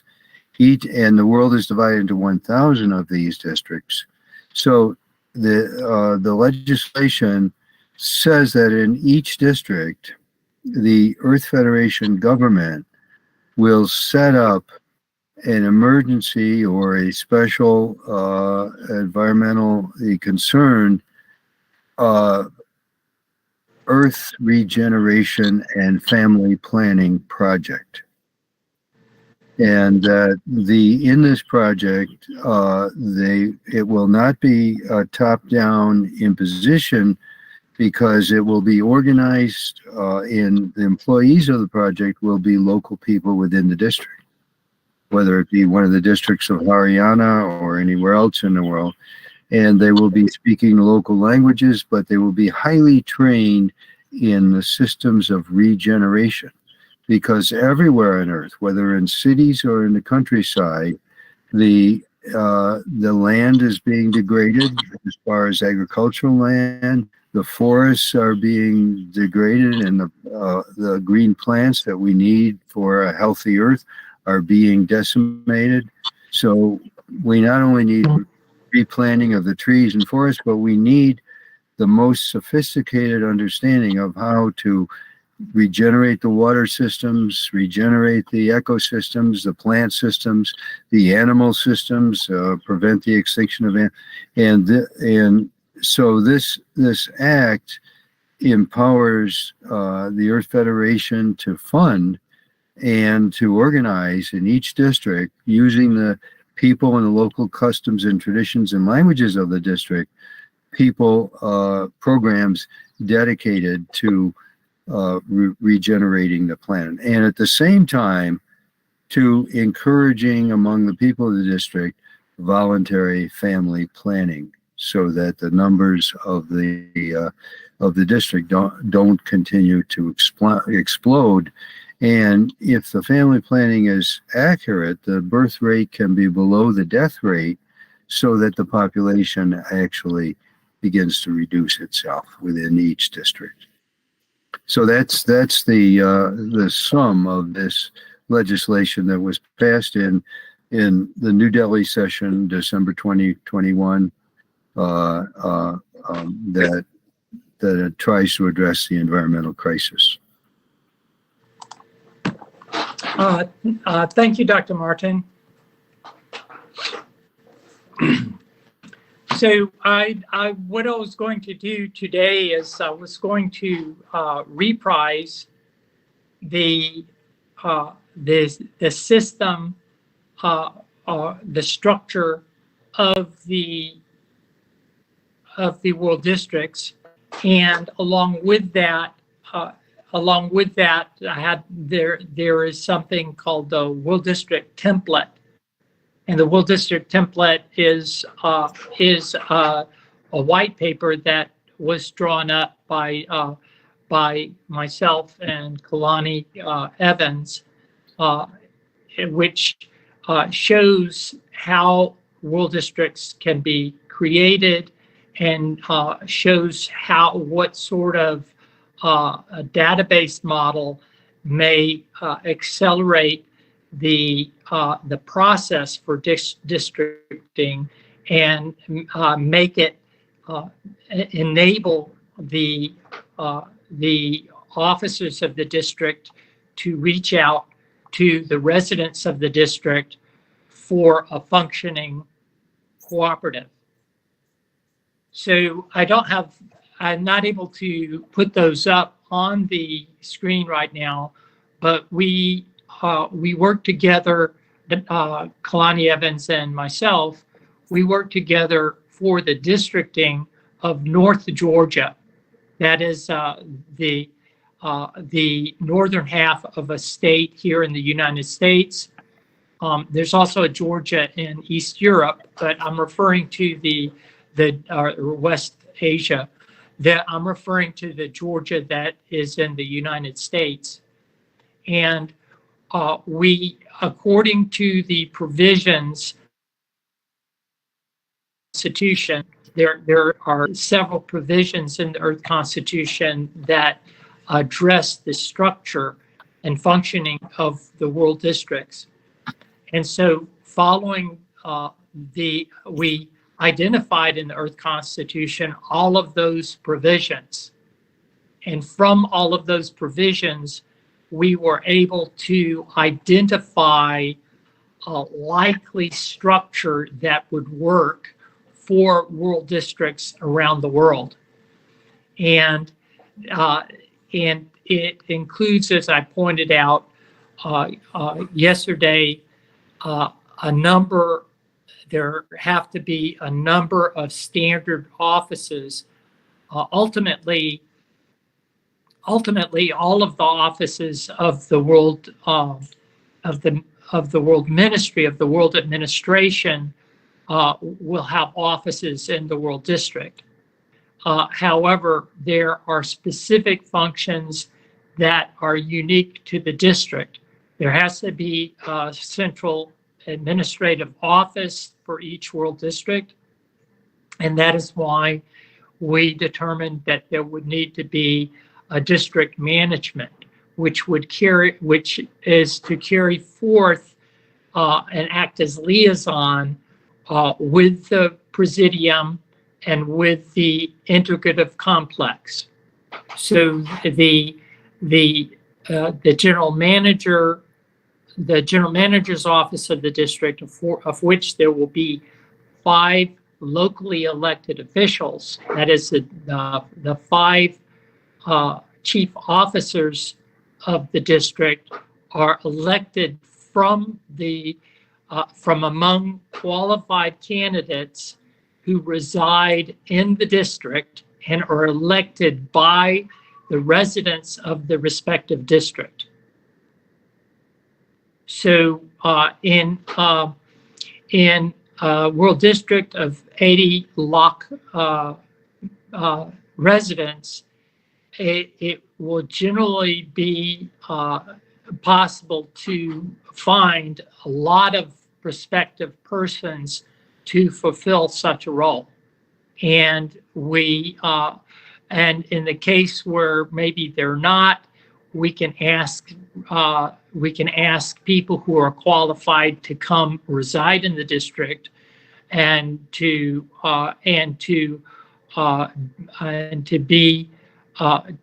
see if the residents of the district are willing to elect them to take that role. I think that in every locality around the world, there are going to be some people that are qualified to do this job. The district manager is going to be helping to coordinate the payments and monetary distributions that come from the world federal government. the World District Manager is going to be, thank you very much, the World District Manager will be responsible to listen to the people regarding what the people, the residents of the district, feel are their most pressing needs, what their most pressing economic needs are, and the district management is responsible for distribution of funds to the Office of Regents. That's for the regenerative agency of the World District. And the regents of the World District are to be competent in their respective work and are also elected, the principal regents are also elected by the residents of the respective World District. This is in conformance with the Rochdale principle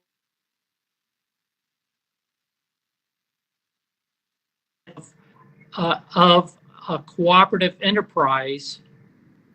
The management of a cooperative association is to be done in a democratic sense with basically electoral process for the management, and the decisions that are made, that all of the residents of the World District are basically and fundamentally, they are the owners of the district. And the adult residents of the district have the responsibility to inform the regents what are the needs of the people in the respective district, and also to work with the management of the district to get the appropriation of funds that have been allocated to the respective funds of the World Treasury, allocated by the World Parliament to the respective funds for distribution out to the districts. We have a map here. I'm not sure if y'all can see, but in the World District, there are three law commissions that we have been speaking of, for which the heads are elected. There are 5 commissioners in the Enforcement Law Commission. There are 5 commissioners in the Human Rights Law Commission, and there are 5 commission heads in the Judicial Law Commission. And these are elected from the sub-districts. There are 5 sub-districts, and each sub-district has 2 judicial precincts. So when you're in taking ballot, when the time has come for the ballot, then the candidate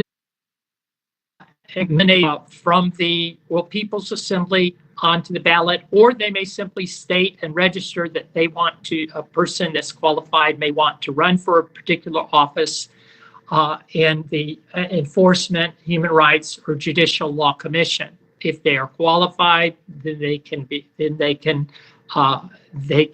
take a nomination, and then when time comes for the electoral process, which is typically on a 5-year terms.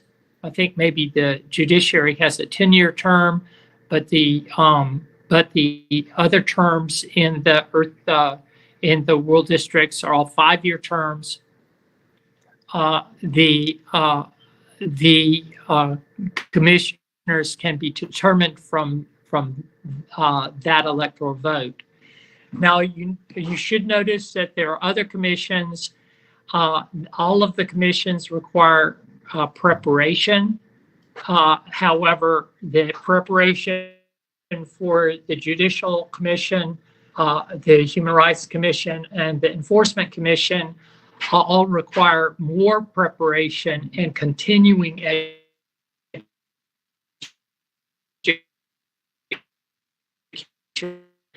while while in office. Likewise, the general management of the World District, these officers are also going to have a requirement of continuing education. You may note on there that there are numerous other commissions for which the requirements will not be so stringent. There will be qualification requirements for any officers of the World District. However, there's a box in the lower right corner. You see it says 9 commissions. That has to do with different social features of the World District. Those commissioners are not going to be required to have the same qualifications as the law commissions, and however there will be some qualifications. They have to be signatories under solemn undertaking, supporters of the Earth Constitution to run for office, and they have to have basic background in the legislation, in any world legislation regarding their specific commission.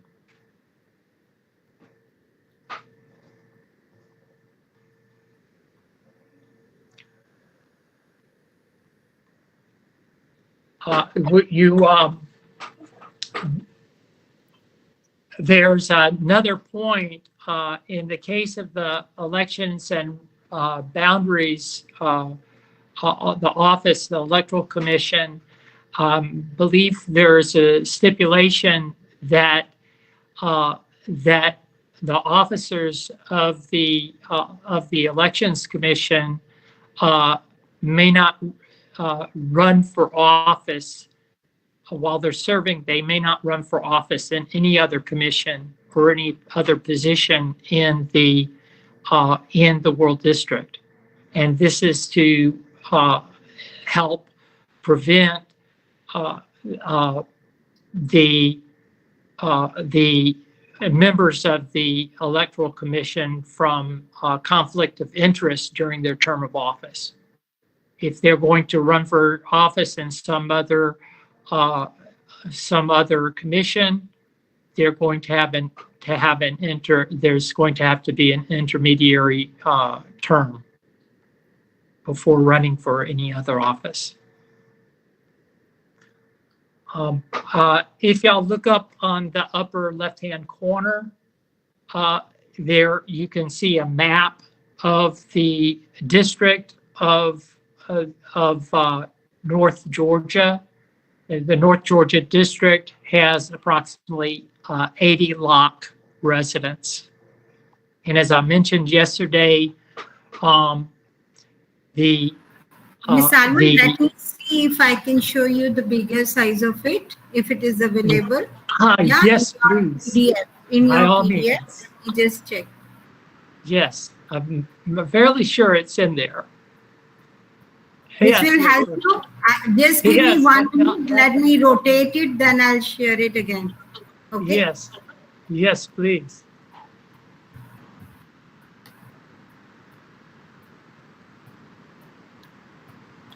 So the district lines for North Georgia were drawn up. There are also district lines for South Georgia and the northern part of the state of Florida, which is the continental, sort of a continental, it's a peninsula that is in the southeastern part of America, of the United States. So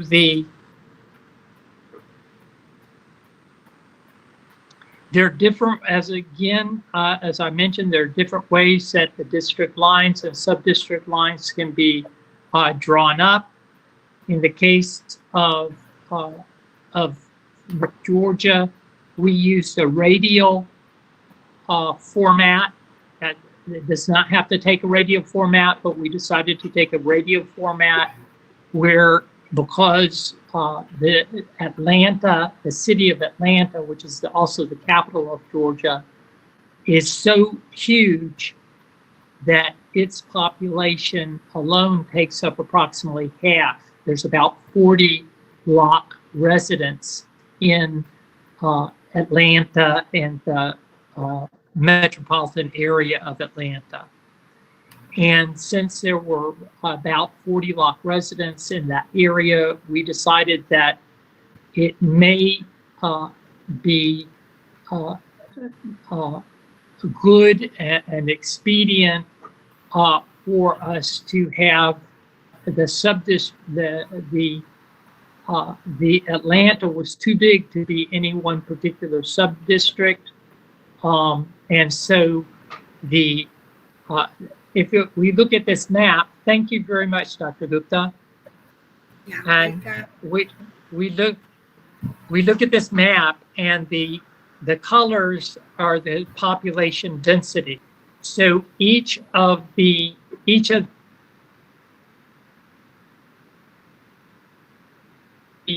there on the map, you see each of those 5 different areas are sub-districts of the rural district.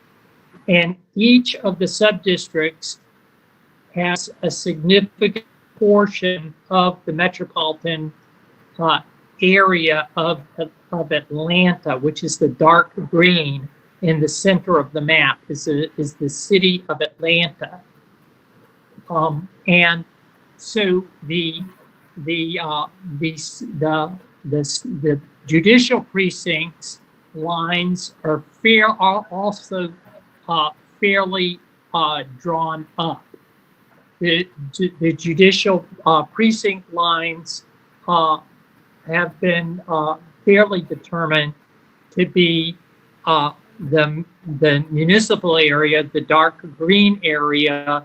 There are 5 different judicial precincts that are in the Atlanta metropolitan area, and there are 5 judicial precincts that are the outlying areas. Now, all of these areas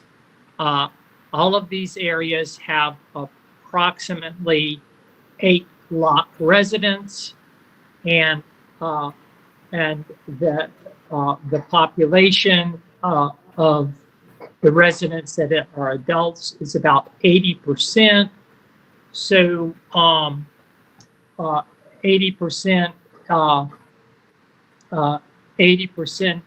means that it's somewhere, I'm not doing the math, I won't do the math, but it's somewhere around, in each judicial precinct, there is an electorate of perhaps 6.5 block residents, or adult. There's about 6.5 adult residents in each of the judicial precincts. And this is a number of persons from which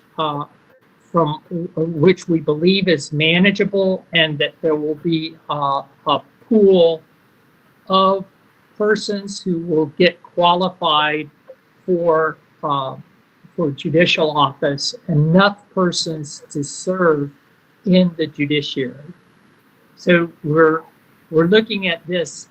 I'd like to remind everyone that the International Criminal Court is one building with maybe 100 justices, right? 100 judges to address all of the cases around the world of people that are doing mischief across national borders, and also doing mischief that affects people across national borders. And also, in addition to that, there are other principles, such as some countries of the world have the principle of jury trial. and this was adopted by the Provisional World Parliament that there needs to be a process for jury trial, and there has to be compensation for jurors. Now, jurors to provide oversight on the judiciary. So the judiciary can't just do anything and judge any which way. It can't simply partner up with the solicitor. It cannot simply partner up with the advocate.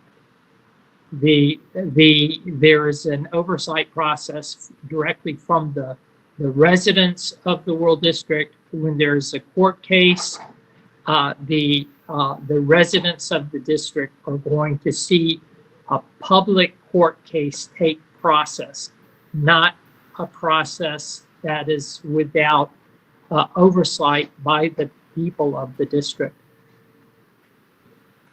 So I'd like to, for us to revisit, please, the list here. This is in the Cooperative World District. There are numerous offices. Now, this is changed. The list on the left in this document is not up to date. This overall document is in a process of revision. It's a B7. It's in a process of revision, and to be in conformance with the World District Standard. And it's slightly different from what we see here on the left. There, and I was saying today, 6 different offices. There's like 8 different primary commissions for which there is there are terms of office for the commissions that are not the Judicial Commission. The terms of office are 5 years, and the Judicial Commission has a term of office of 10 years. But there are elections to the judiciary each year, because as we were looking at this before, there are several benches in each World District. The World District has to have a criminal case bench, has to have a civil case bench, it has to have a public case bench, and it has to have a juvenile family court case bench. And the rules for the benches are not entirely elaborated as of yet. We do have elaborated the rules for the family and juvenile court bench, but we don't, and we have elaborated the rules for the criminal case bench, and the rules for the other benches is under process. In addition to the commissions that I mentioned yesterday, there is the Elections Commission. So these are elected offices. They're elected elections commissioners. The 5 elections commissioners heads are elected from the sub-districts. Each sub-district, they will elect a commissioner, and from the election, the 5 commissioners will serve for the district. Likewise, there is provision for the Board of Education. So from the district, the adult residents of the district shall be electing officers to serve in the Board of Education for the district. This does not displace local boards of education. It does not displace national or state boards of education, but rather this is supplemental for the operation of the world districts. Then in addition, there are other commissions, as I mentioned before, for instance, this Public Service Commission to address issues such as energy and water resources for the World District.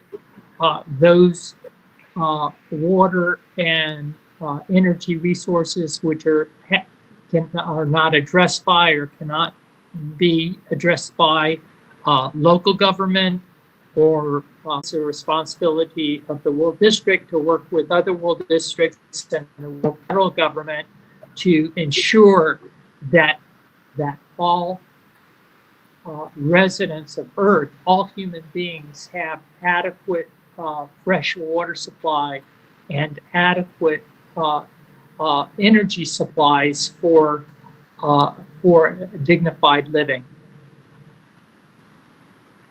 I think we're coming toward the end of the session, so I'm going to request if there are participants that have questions regarding the World District standard or the World District template, if you would please have questions. If you don't have questions now, I hope you will all be considering this. How, in what way can the people of the world participate in world federal government? In what way, under the Earth Constitution and under the World's District Standard, in what way can ordinary people participate in the decisions, the world decisions that affect their lives? Thank you, Professor Almond.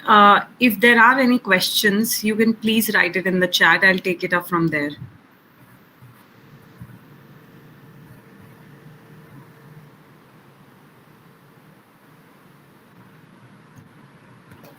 So I'm sure you are dwelling in the same thought which Professor Eugenia just said. Sir and ma'am, this is truly an exhilarating experience for all of us, and how day by day we are deep diving and unfolding the world law prospects. I would like to express my deepest appreciation to our esteemed speakers, Professor Glenn T. Martin and Professor Eugenia Almond. They have truly excelled in their elucidation of international law, democratic theory, theory of sovereign nation. Their presentations were nothing short of illuminating us about aspects of international laws, creation of United Nations, and World District structure. Before we conclude the session, I would like to extend a sincere vote of thanks on behalf of the organizing committee. Our gratitude goes to Senior Professor Ajay Kumar Singh, Professor Urvashi Sharma, Professor Kalpana Bhakuni, Dr. Neelam Gupta, Professor Sunita Gupta, Dr. Rohit Kumar Srivastav. Your collective efforts have been instrumental in creating a transformative and enriching experience for all the participants. With this expression of gratitude, we bring today's session to a close, but our journey is far from over. Tomorrow holds the promise of even more insightful discussion and deeper exploration. Let us eagerly anticipate for the next day, and where we dwell further into realms of knowledge, fostering growth and forging connections. Once again, thank you all for your unwavering commitment, and let us embark on the last day of this remarkable journey tomorrow together. See you all. Here I'm signing off. And namaste to Professor Almond and Glenn. I'm wishing you a very, very wonderful day ahead, and to the wonderful night to my dear participants. Okay, thank you, Professor Eugenia. Thank you, Professor Glenn. It is really, tomorrow is the last day, and we are feeling that few more days have been, we would have taken few more days from your busy schedule, but we'll definitely soon we'll arrange more lectures on this topic. Definitely. Thank you, Dr. Neelam. Thank you to everyone, and all the best for your program tomorrow. You are celebrating your sanitary ayah? Yes, yes. Tomorrow actually, yeah, we have to reach at 8 o'clock there. And he will be addressing, Honorable Prime Minister will be addressing at 10:30 or 11 o'clock. 11 a.m. it's written, yes, yes. So hope so to see our Honorable Prime Minister from far in the same hall. So let's see. He was in US a few days back. Mr. Shri Narendra Modi ji. He was in US few days back. Yeah, fantastic. Let me just say that tomorrow, part of what we'll be addressing is the whole question of human spiritual growth and human maturity in relationship to the Earth Constitution. And it's a subject that we have not broached yet during this 5 days, and I think we'll see how the evolution and the growth of human beings is integrated with the process of the Earth Constitution. So we'll see that the emerging world law requires a transformation in human awareness, and the very emergence of world law helps make that transition possible. So that'll be part of what we look at tomorrow. Thank you, everybody. Sounds very interesting, Professor Martin. We are looking forward to the discussion tomorrow as well. Thank you, everyone. Thank you. Good night. Thank you, sir. Good night, Namaskar. Yes, good night. Thank you. Good night. Thank you. Have a good day ahead. Thank you. Thank you. Thank you much. Bye.